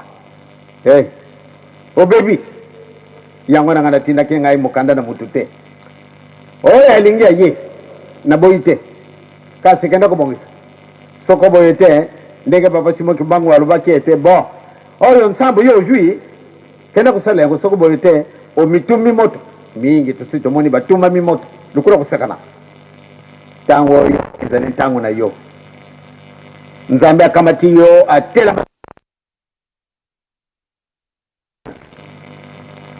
bata moment bato mingi babouge ntango oyo nalobaki na bino na mokolo ma misatu nde nazwaki bande moko bande oyo nga nazwi bokoyoka yango nakanisi lobi nsima na bino kotala bisika oyo makambo mabandelaki ndenge esika nini papa Simon Kimbangu akutanaka na nkolo Yesu baisika ndenge na ndenge bakolakisa bino banda lobi samani mpamba te yo oke kutumula biloko bikangami bango esika moko yo oke kutumula bango bien n'y a rien à faire faut baswa yo mais alors malamu nde totambola na solo malamu nde totambola solo totambola ndenge bandimi bakotambolaka tosala ndenge bandimi bakosalaka oyo bana pa Simon Kimbangu esika mosusu ntango tozali na yo awa biso tokutani kaka ale makondele ya makasi mpo na yo bato wana bake kuvua na nkamba ai baye kotumbola biso ebie bako bakosambelaka mingi ntango mosusu biso kozalaka trop négligent peut-être mpamba te tozali au départ tozangi manso yango wana nde tomekaka komisalela me bika mosusu bazali na mabondeli moko ya kosekana te pamba te yo oye kovanda awa na kati na nkamba oke kotila bango mobulu na kaseti wana nauki ete Yesu Kristo amimonisaki na mwana mwasi moko bapesi nkumbu na ye me prénom nkumbu na ye Madeleine mwana mwasi wana azwi message à lui kasi ndenge bango bakumi batuna mayela koleka il faut toyekola bayekoli sikatikawa basi bamoni ete a 49 fois Yesu amone na mwana mwasi wana bamoni ete makambo na ye mazali mandenge wana me Yesu oyo kotinda nini pesi libondele bokoyoka yango lobi libondele nini alakisaki na mwana mwasi wana bokoyoka likambo nini mpenza bazali koluka ntango oyo esalama kuna na kati na maluba Yesu alubi ete ya solo sikasikawa ndenge yese ekomamaka tokolongola eloko na bino ya motuya pamba te bino bosakana yango na tokopesa yango na libota na bato oyo bakobimisa yango mbuma kitoko bato wana bazali kona na putu bamondele Yerusalemu ya sika kona na bajuif oyo Yerusalemu ya kala sikasikawa Yerusalemu ya sika ifo batonga ngo na mboka moko kona na Paris na France donc Yerusalemu ya sika nzambe akitisi yango kuna obe ekokita kuna Yesu asengi ete pamba te bino soko ndenge nini wana mangumba manso bosala liboke baenimere mangumba nyonso tu wana bosala liboke mokonzi ya mangumba wana azala protestant azala bouddhiste azala musulman azala orthodoxe obe mangumba bele wande baenimere bango nyonso tu bazala na pouvoir ya papa nde moto akotambulisa bango basala kuluzu moko ekozala 738 mètres de long basala kuluzu ya ndenge wana na molai na monene bon rien que le papa moko il faut ezala na 128 mètres. Donc ko sengeli oyo nkolo yeza sengeli alibi soko bino bosali kuluzu wana te ngai na kutinda oyo ngai oyo kuluzu wana ekubimana likolo il faut kuluzu yango ezala na mwinda kuluzu yango il faut engenga batu nyonso tu ya mokili il faut bamona yango bakamati ba exemple ya ndenge na ndenge bachi pamba te bango bamoni ete makambo mazali kuya yango wana nde yesu aye komimonisa na mama wana ye mpe mama wana ale ntango abimisi makambo yesu alobi na ye kenda kokabata mamela moko apesi nkumba mamela wana mama wana ke kokamata mamela wana ale ntango baye bango mibale ye mama wa mamela wana mpe amoni yesu alobi ale kamata biki na yo alobi le makambo na latin donc yesu akolobaka latin alobi na latin mwana mwasi wana alobi nga nayibi na nga latin te nayibi ka be français ale yo moto oyibi latin mamela wana akomi ezali libondeli bokooka yango na kasete wana alobi batata na bamama tozali kokenda wa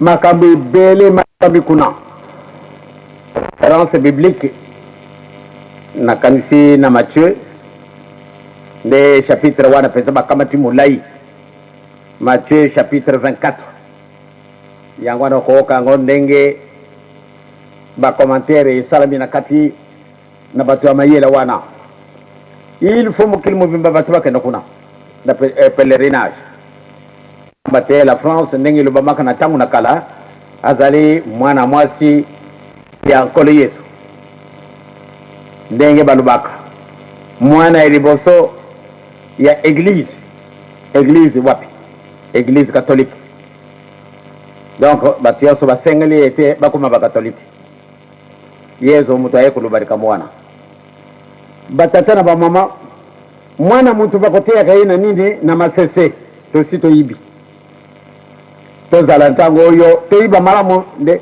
likambo ezali koya likambo ezali koya balobi ete mobulu mokozala na kati na mokili soko nsima na l'an 2000 ou bien avant etumba monene kobima na kati na mokili elobami na kati na bando wana yesu moto asali message oyo batata na bamama moko mosusu nalobelaka bino ndoto wana eleki mwa mikolo kasi bosi boyibi yango kaka pamba te boyo bazalaka na biso mbala na mbala basi bayibi ndoto yango mokolo mosusu bene na ndenge oyo namonaki lokola nzambe alingi nde aboma mokili kasi alakisi tata alakisi nga ndetala moto akoboma mokili ye wana mais abombanaka esika moko nuage moko ezalaki esika wana epai rouge epai omwa ndenge wana nakanisi baoyo tozalaka na bango osi boyibilika mwana ndoto nalotaki ezalaki makasi koleka nabangaki nayibi te pamba te nzoto na ngai ezalaki malamu mingi te ebien solo ezalaki na ngai mwa likambo moko kosakana te namonaki nde na batrain bacamion babiloko ndenge na ndenge na baavion kasi biloko yango ndenge kaka tokomonaka baavion ya basoda yango ezalaka na couleur ya ndenge mosusu mais biloko wana etundaki na bato kasi ezalaki kokoma esika moko ezalaki kokweya esika yango ekendaki kokweya tika tokenda kosalisa bato wana bakweya na kati na biloko wana malamu tokenda kosalisa bango kasi tokoma wana na nyoka moko monene ezalaki esika wana makambo mosusu mwaya koloba yango lelo ezali te molongo eza molai mais tozwi nano bapoint essentiel oyo papa alobeli kuna soki totali malamu oyo papa mfuma longo likambo alobedi déplacement ya Jérusalem ya sika atangeli yango na miboni nini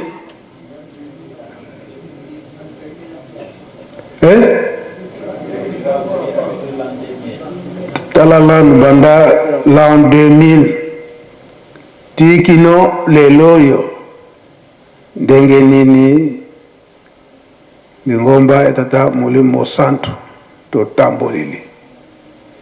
Donc biso pana tata Simo Kimbangu tolandaka mingi baloba papa chapitre wana apesi papa Mfumalogo mtsunustola na malamu na Matthieu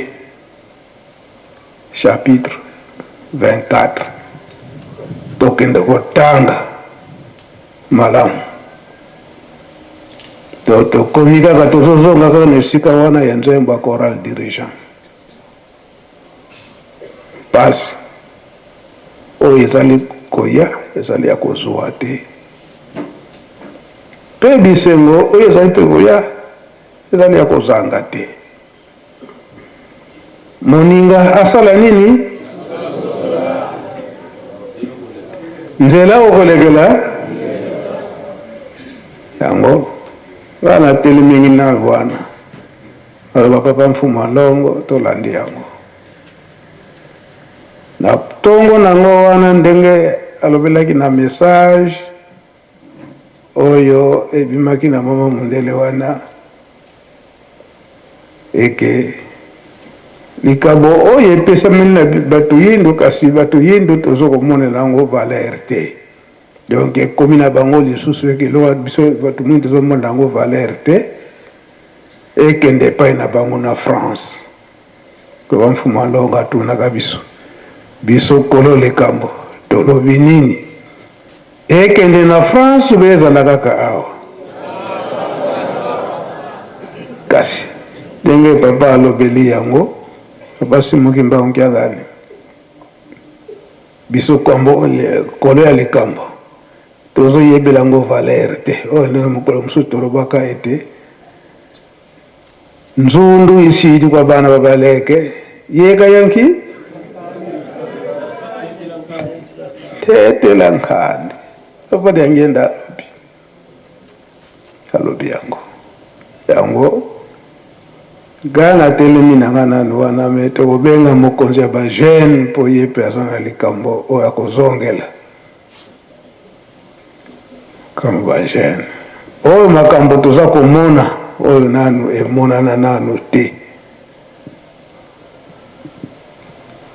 Bana baye komona eke lokola lelo mokolo bajeune basalaki lisanga na lisanga wana basalaki ntango toza kotia maloba ya papa Liangenda ndenge papa alobeli yango te basekret mosusu soki ebimi awa mwaye bato wana ya konguluma ekozala te yango ebombami nanu kasi suka soki makambo eza kokokana yo temwe oyebi likambo kasi bapapa bafandisi biso koyima ezalaki koyima makasi nsima bato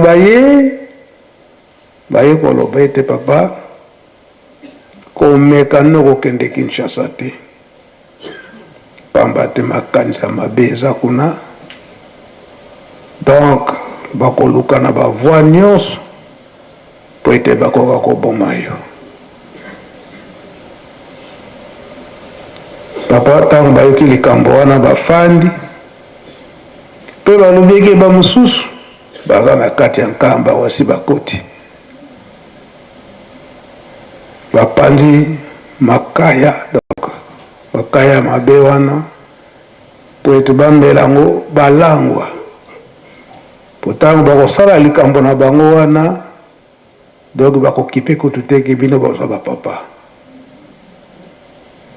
Papa Mfumalogo esalaki ye mawa mingi.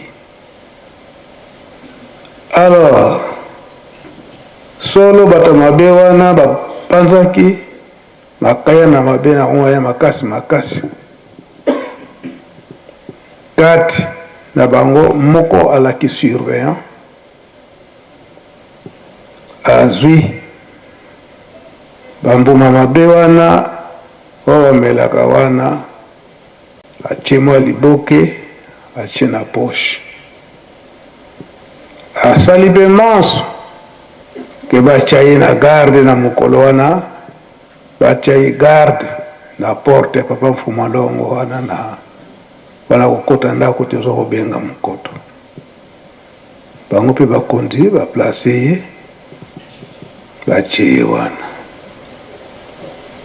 sika ya tyango na poshe azotala ngonga ndenge papa azalaki kote ya temple ke soki matei esili ye aluki moyen abima moke soki wapi akende komela yango ntango akozonga na garde bongo azala sous des effets asala mabe na papa Mfuma Longo na 5 mois wana sikoyo papa Mfuma Longo na temple azalaki akati libondeli telemi aye nanu na résidence wana mokoto epai na ye sikoyo ye surveillant wana lokola asi amelaki deja ndambu na lipongi esali ye papa ntango akomi kaka na veranda wana ye ala lipongi na tenini mpe basurveillant mbala moko papa Mfuma Longo alobi surveillant batie garde azolala pongi nga nazo kokota ye surveillant marke nino mbala moko ntango moninga na ye kosutuka asutuki biloko ezalaki na poshe na ndenge asutukaki wana ebimi mpo ekwei liboso ya papa Mfuma Longo balinga bien papa Mfuma Longo c'est quoi ça bamutali tele batala boye papa makaya mabe bazwi ye basambisi ye balobi polimisanga naza nanga surveillant te teni nasombeli yango awa na nkamba kaka bato bazwaki ngai toutaki na biso kote ya Gombe Sud toyaki koteka madesu awa ntango nakomi naye kokuta mouvement ya boye ezali awa mouvement nini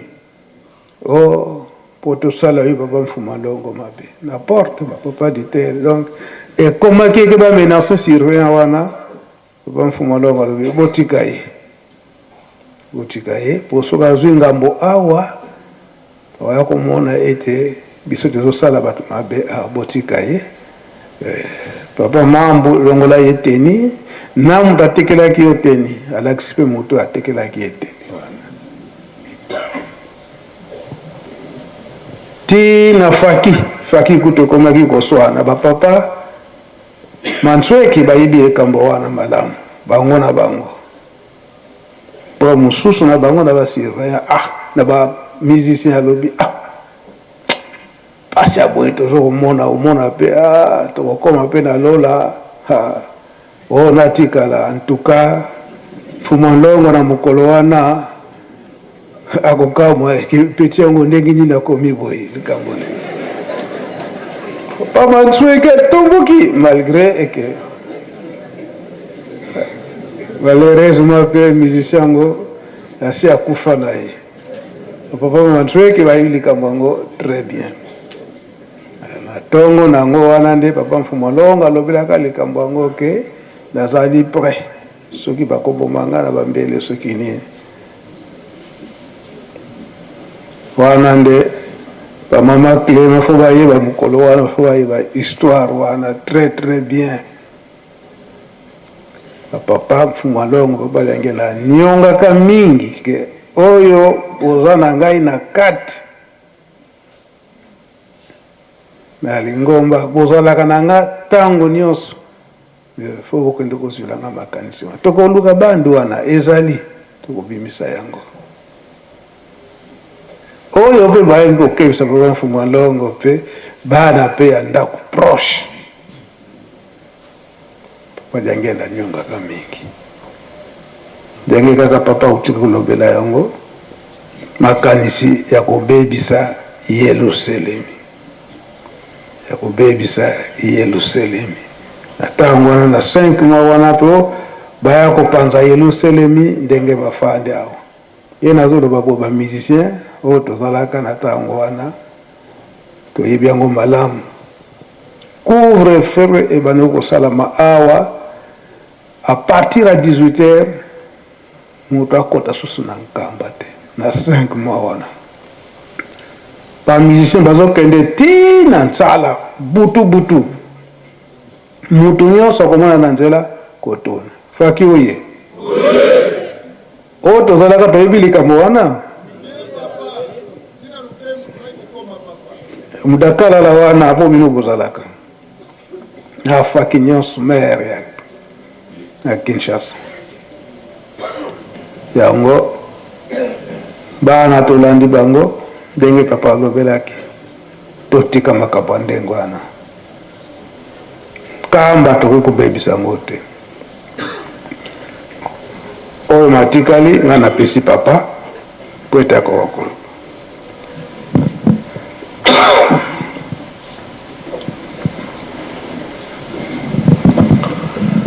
Merci ndenge bauti koloba nzambe aloba ete tobatela Yerusalemi na boye kobatela wana tobatela te likambo moto mwindu ekendaka mosika te esukaka na nzela kasi ya biso fo tokomisa tokokomisa nde tokomisa te kola bondimbi bokenda kovanda toyebi bino bilobi mpe toyebi makambo nyonso ndenge boza wana famille mpe tozali ngai ntango makambo oyo ya biso na lingomba ebandaki ne Kongo ayaki kotuna ngai ndenge nini makambo oyo tozomona toexplike esalaki bango mpasi ntango wana mokonzi papa Nzola Ntima nde Kongo papa Bartobas bazalaki bango nyonso ya ne Kongo kasi lelo toyoki ke ndenge bango baza koya na bato ya leta baza na kati bakonzi ya leta bon toza kozela bango si bakoya bongo topesa lumière ya likambo ndenge ezali soki baza na raison soki baza na raison te bango bakoyeba parce que oyo toyebi biso bana bapapa toza na niongo ya papa totosaki te surtout fuma mbanza totosaki ye te ndenge nalobaki ke journal officiel kuta ezalaki te me kabine ezalaki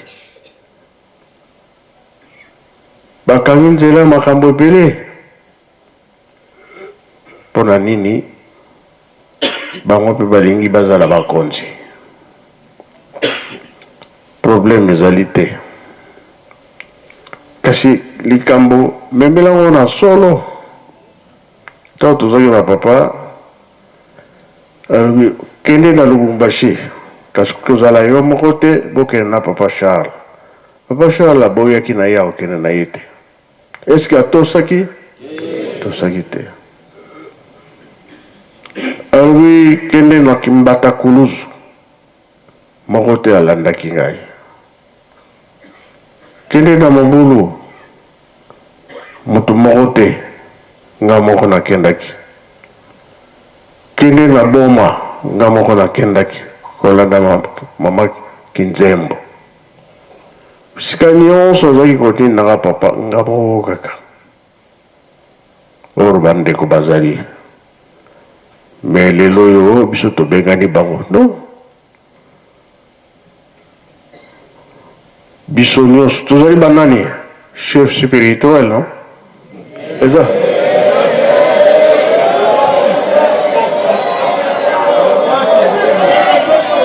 ezalaka te.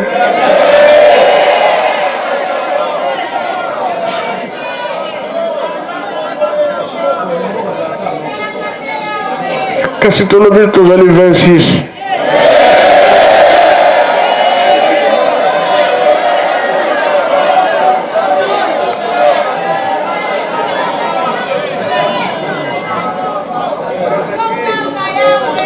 Tala mokili eza monene 26 dokokano.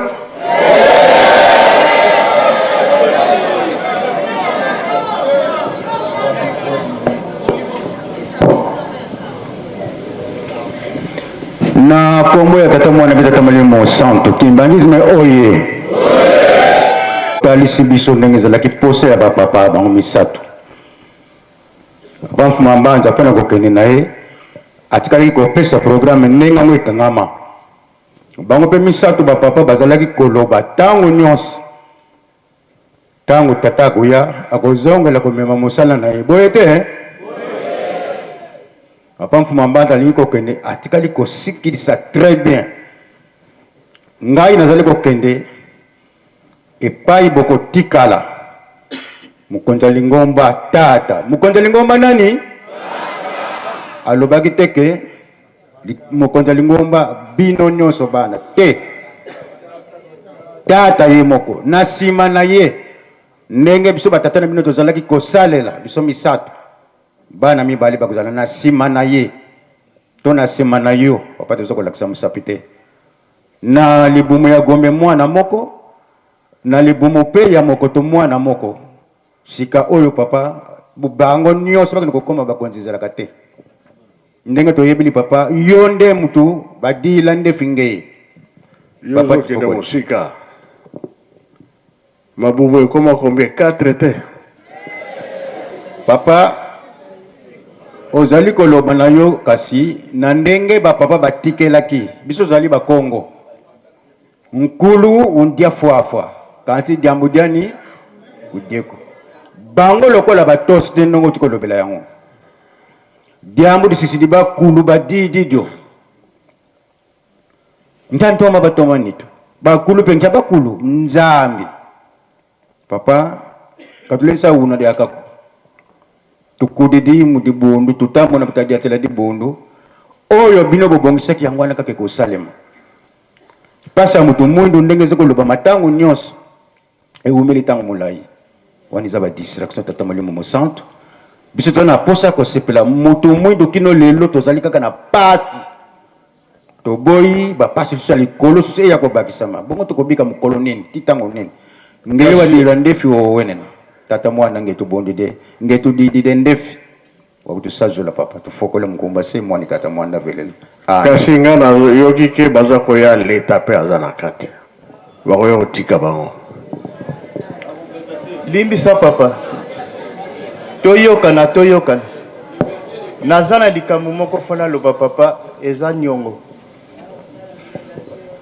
mokolo papa mfuma mbanza atika biso mokolo oyo totiaki ye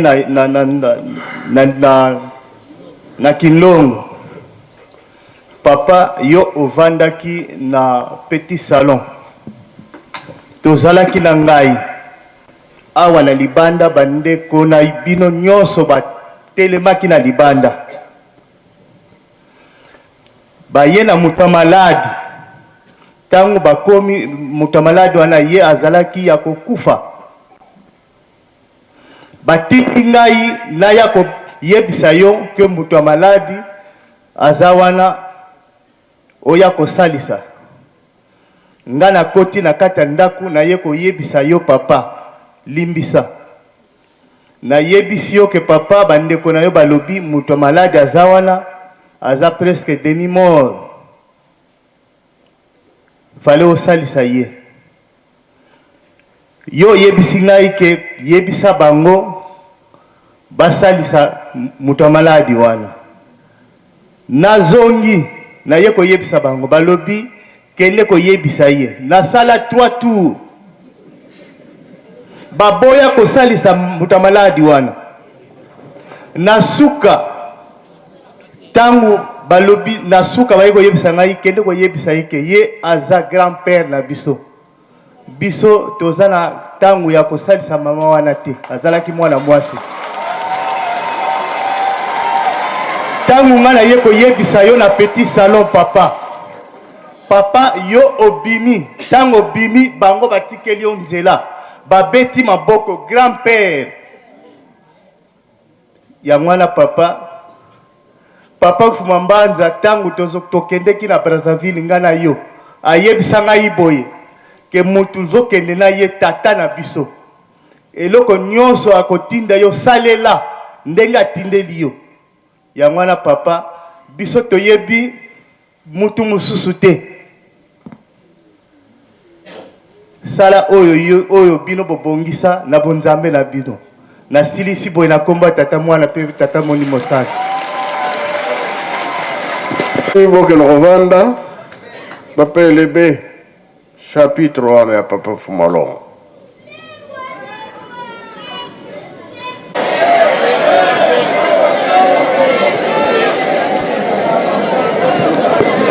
Na komo na tata mwana tata molio mosantu makambo lobi ezali na Daniel chapitre pour papa de Gaulle peut rappeler nga yango.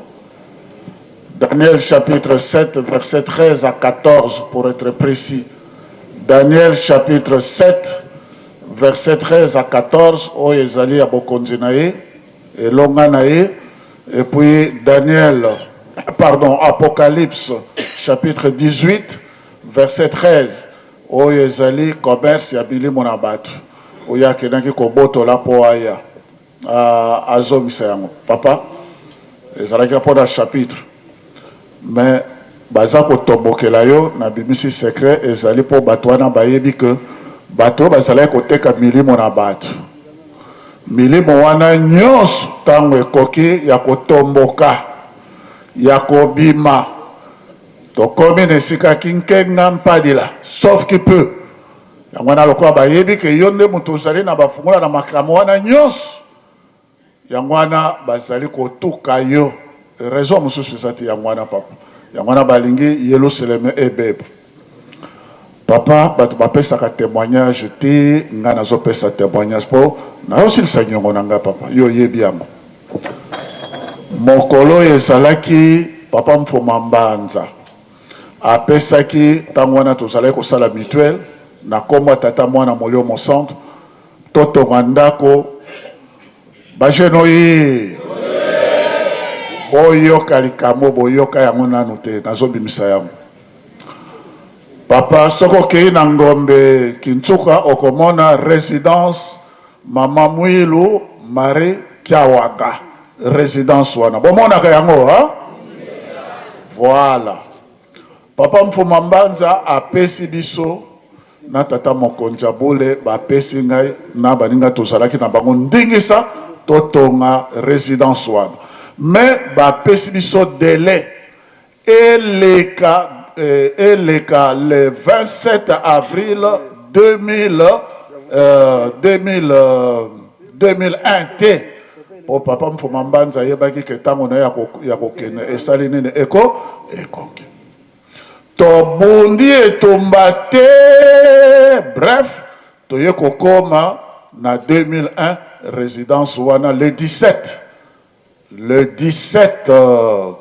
février 2001 papa na komo tata mwana molio mosantu papa Mfuma Mbanza akei kotala résidence wana ekomaki kaka na lento nayebisi papa Mfuma Mbanza nga lobi papa toye na toiture toye na makambo nyonso yo mona kaka ke résidence esali nini esili papa Mfuma Mbanza atelemaki esika yango ezali na salon oyo ya résidence mama Mwilu atali côté ya mausolée ya mama Mwilu en ce moment là aye nanu koto te apesi libondeli na ye te na suka bola na malamu makambo ya makelele oyo lelo nde efota asukisa yango abondeli te esili nsima na yango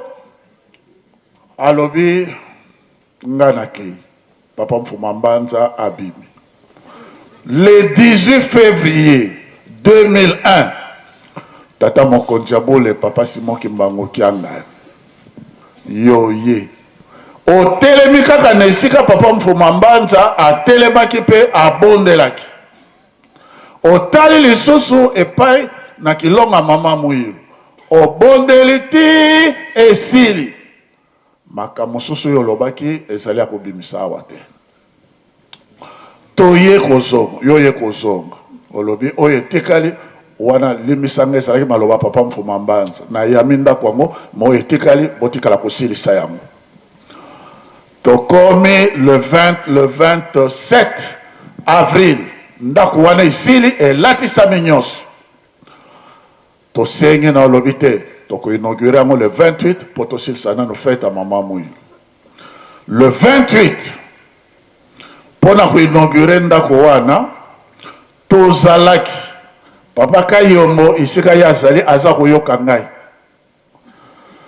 papa mokonzi abule yo ozalaki liboso na papa Mfuma Mbanza nga nazalaki papa Kayombo azalaki nga nazalaki sika boye bobali kowela na yo na papa Mfuma Mbanza alobi ngai nakokenda lisusu kofungola ndako wana te yo moto kobana kokenda lobi non papa yo kenda kofungola te yo te yo lobi bon d'accord nga naza kokenda maintenant papa Mfuma Mbanza kimangisi moye namonaki na miso na nga naza témoin papa Mfuma Mbanza olia apesa tata mokonzi abule mai ya nkamba papa mokonzi abule ati maboko na ye papa Mfuma Mbanza asopi soi na maboko ya papa mokonzi abule papa ozali aho ngana oloba ya solo nofuta nyongo na oza na nyongo ya kamuti asopi soi na maboko na yo na bonkoko na biso na tradition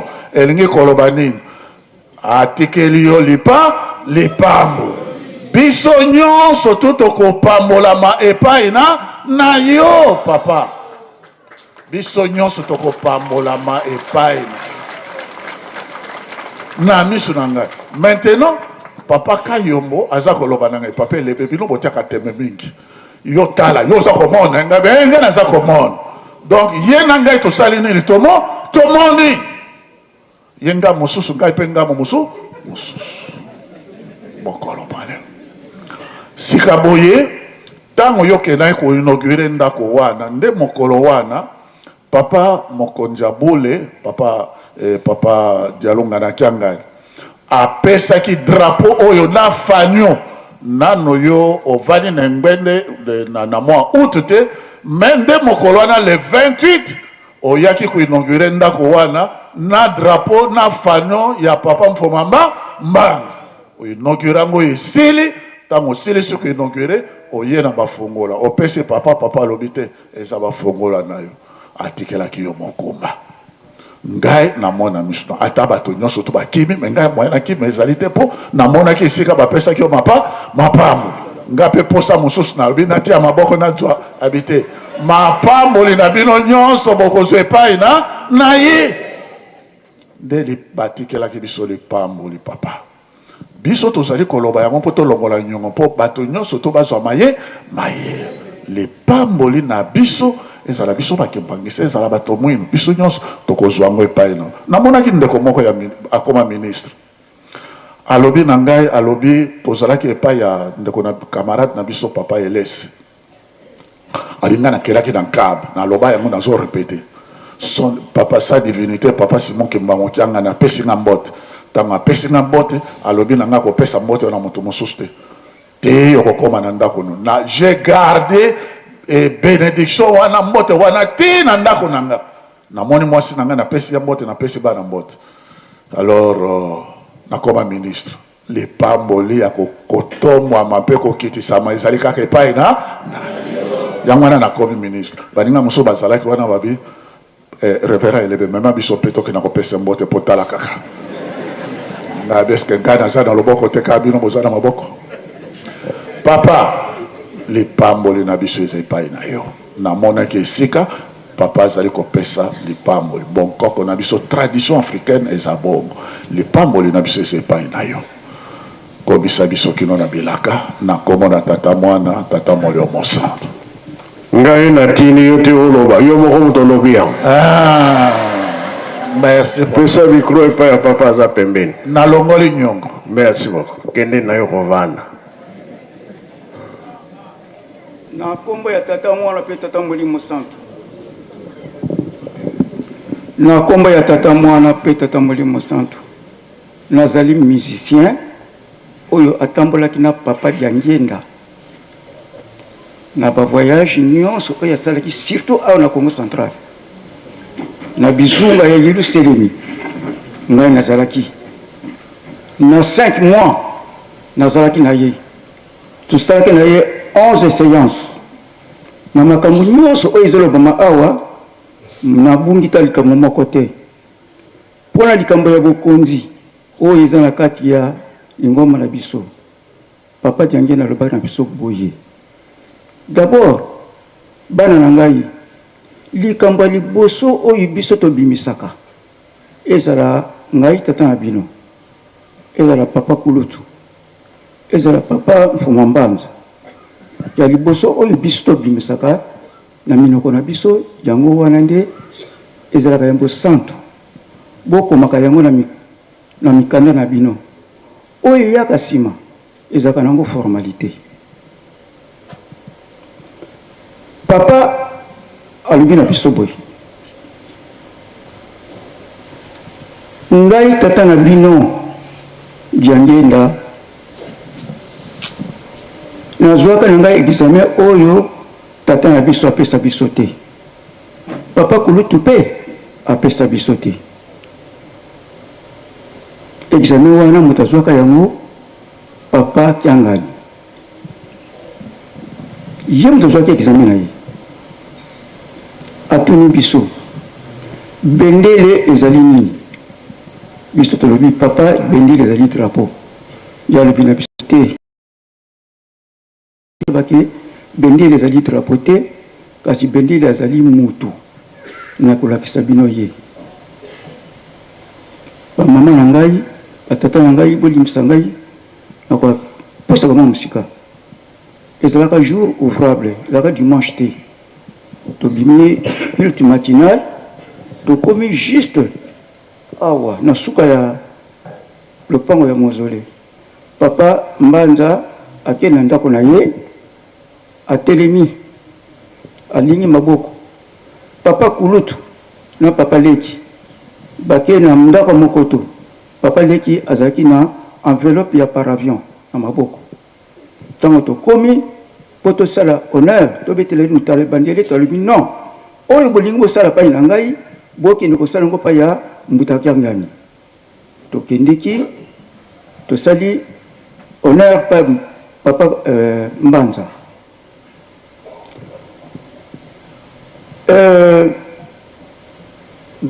bandele to ye wana tomonaki ye ndenge papa alakisa biso donc passation de pouvoir esalamaka na so ya musique passation de pouvoir esalamaka na so ya musique ntango tobetaki nzembo wana directement papa mbanza azwi baton de commandement et puis akondi kopesa biso baordre bato liboso apisaki baordre ezalaki bamusicien alobokende kolia so kolia esili alobokotala misala bamosusu akende na zamba bakende osambela nde tosengaki par nzela topesa papa kulutu na papa leki mbote apesa biso ordre papa leki alobi na biso oyo bosali na papa kiangani bosala yango lisusu pa na ngai te banda lelo nde na baséance elandi alobi ke oyo nyonso tu papa kiangani akosenga bino bosala yango ngai tata na bino ya ngenda naza na ata kutu pouvoir lisusu te na Kinshasa likambo eza lisusu te na Kinshasa makambo nyonso esi ezongi na nkamba bokonzi ya lingomba ezongi na nkamba ngai na bana na ngai mutu azali te na bana papa kisolokele mpe mutu azali te soki lelo tozokoyoka papa Mbanza atiaki aponaki papa Armand ezalaki nango formalité mpo nzambe alukaka raison tata nzambe alukaka ne raison ezalaki nango formalité baza nango konte te bakozala mpe te kwa yele mvu eza te papa Simoki Mbangu Kyanga na kotikalaka ye moko po papa Diangenda aloba na biso ete tata akozala ye moko akotambusa lingomba na ye akotambusa pe mokili na ye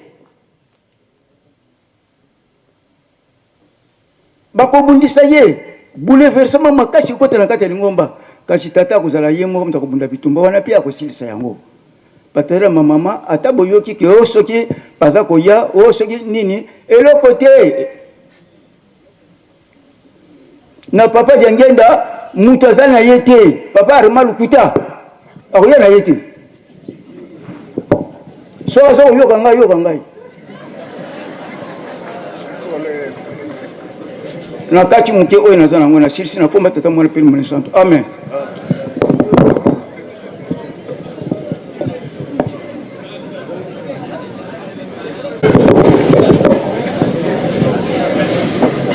nakombo tata mwana pe molimo santo papa Simoki Mbangu Kyanga ni nzambe na biso molimo santo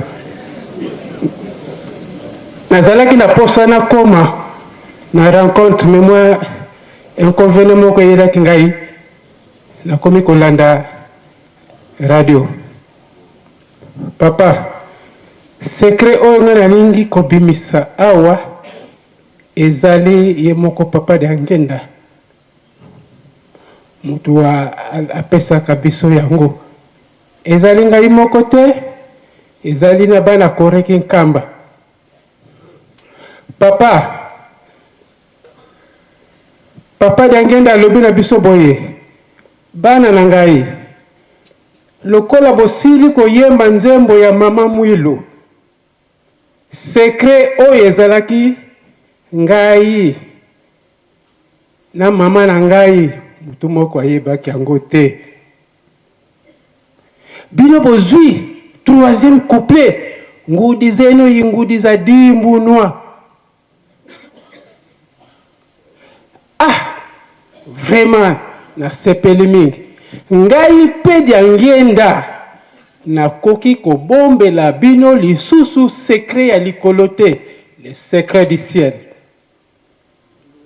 alobi nakotinda bato le 17 juillet bokende na mpioka bokende koyekola secret wana papa Simoki Mbangu Kyanga esengo na bandi ça fait 2 ans passé papa na yapa na yo tango ole yambaka 3 secteurs nalobaka papa histoire na yo eza na Bible opesi ngai yaka tokutana tosolola ndenge nga nayelaka na makambo ya kulumbimbi papa ezalaki tobana kopesa yo mbote nde nalobaki na yo papa nazomona motema pasi ozotuna kulumbimbi nini mimi azokoka teme ngai nayebi obengisaka ngai tosolola oloba na ngai papa Nsimba nalingaka te yo ozala mosika na ngai melelo nakoma mosika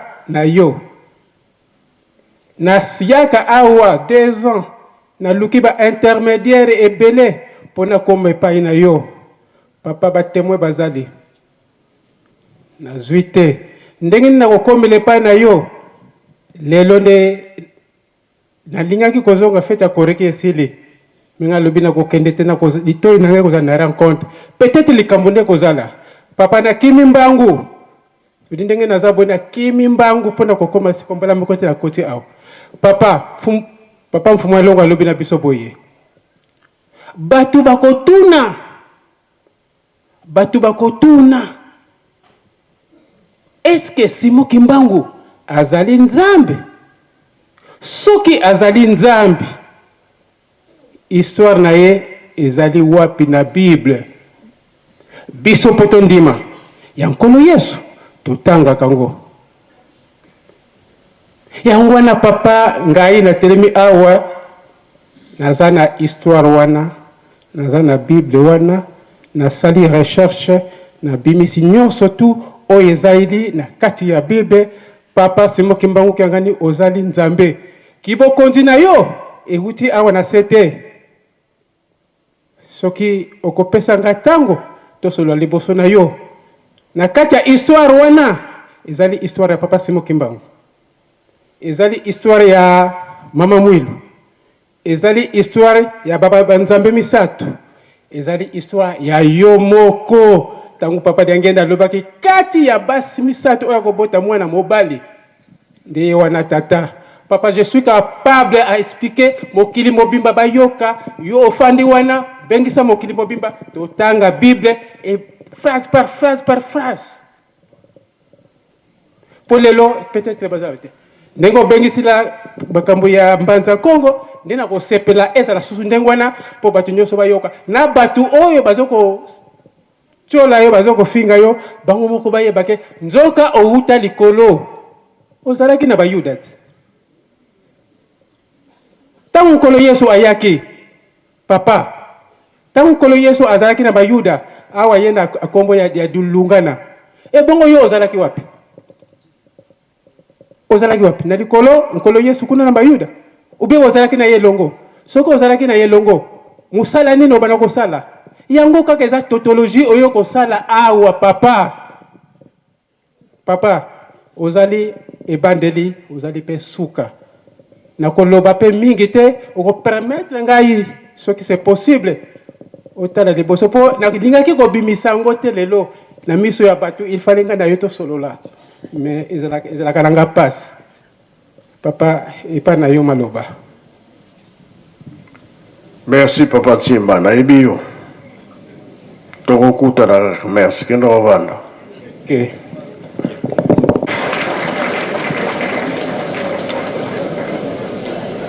Oyo kolona yango kosala nini? Papa baki. Soki botikalaki koyokana te oza na ngambo na bango yebaka mokolo wana oloni okopikola pe wana bapapa wana kamba balobaki makambo mingi kasi soki totali programe oyo basalaki batikaki kosilisa yango te bapapa bakendaki oyo bayebiki baza kata na likambo balondaki balobaki ya mabe mpo na bapapa kosava mpe ekozala yango tolobi oloni yango mpe kokopikula nguba ezali nguba ndunda ezali ndunda masango eza masango lobaki mabe osalaki malamu soki olobaki mabe yebakaki mpasi ekozala bato tozokende biso batikeli biso totonga Yerusalemi bongo mpe bongo te mikolo oyo tozala esengo na likambo ya kolona mpe kobokola mouvement oyo ezali kosalama na Lingomba ezala dirigeant ezala GTK ezala koreki ezala biso baso faki fliki bakado tozosala 2006 tokolakisa likama monene misala nini tozokosala relaxi ke tozali kokende kuna nde Nzambe akolakisala bokasi na ye pasi na biso ekosila soki Nzambe asepeli tokozwa nini koyimayima ekoti mingi kasi Nzambe azali kotala ye moko oyebi ntango kosepela ekozala me tobipesa kaka ya mabe nde totika ya malamu esalama mpo tolonga tosilisi boye na kombo tata mwana mpe tata molimo santo amen. Message bazwi awa epesa biso makasi. Excusez papa, na komba tata mwana pe tata molimo santu ndenge papa Fumambanza alobaki ba message ya papa Diangenda ezali ebele oyo mususu bango moko na bunzambe na bango ndenge balobaka oyo bomba nanu ngonga nango ntango ekoki nanu te oyo bimisa papa bandeko na yo soki bazali kobundisa yo lelo ezali parce que bayebi oyo bazali bayebi pe oyo bino bozali surtout yo ozali lelo oyo na koprofite lisusu mwa moke papa na mwa 1 minute oyo parce que na ba réseaux sociaux oyo ezotambola mingi balobeli biso bayombe nyonso ezoleka na église Kimbangisi ezali conflit ya bayombe na bisingombe papa olimbisa biso wana eza makanisi na bango bato eza makanisi na yo nzambe te biso bayombe toza na problème na bisingombe te muyombe oyo aza conscient te ya koyeba ke likambo ya tata nzambe ndenge mokolo le 2 juillet tosengaka bolimbisi topesa iba verset biblique oyo elekaki na nzoto ya papa Kisolokele ezalaki makanisi ya tata Simon Kimbangu te me makanisi ya biso bato ndenge tolingaka toujours kobebisa processus na bino banzambe yango esalaki babalisa papa Kisolokele ba parcours nyonso wana alekisaki mais pona lelo papa tozwi kaka mwa extrait lelo abempana nini ye Diangenda ate kokamata isika na tata na ye ekuwakile bapesa muntu mususu erenga muntu aliboso na juu musala ya tata yesu azaki musala ya nani ya nani ezali mawa tata Abraham na mutu remplace keye ezali nokote nani sadi batwari batanga na bango mukana matata nzambe te nkanda na bango ezali mpana nini ngambo na remplacer papa ngambe na michia kite ngana bangaki soko tali nungi nanga ipasuki na tina wana pamba tena bangaki kasi watu wana mwayete esika babandi kutuna soko Diangenda kufinanda kwa remplacer yo yakaka na kutia yo isika wana yakaka ndo kukamata pesa tutu kisi yango bwana na yo kete bilumbi kwa ukalagana nani zaki papa yo fandi déjà plus de 20 ans or papa Diangenda awa yebisi biso soki osali ata 2 jours c'est que mais yo fandi il y a plus de 20 ans est-ce que bandeko na biso bazo comprendre loko wana papa kiti nde zaki ya yo tosilisi boye na komba tata mwana pe tata molimo santu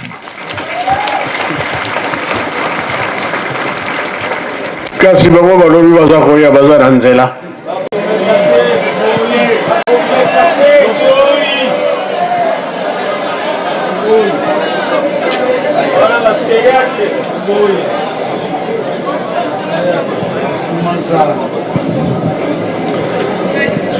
ndenge tolobaki tosilisi na kombo tata mwana pe tata molimo santu tokoti na nzinsani merci papa tokoloba na biso lisusu te kasi nzembo tosi toyemba yango ata mokili eningani ata engulumi biso kaka nsima ya tata Simon Kimbangu kiangani bika tokubikeno moko twatonda lusiku musula tata nzambi munkumbwa se mwana tata mwanda velela munkumbwa se ye tata mwanda velela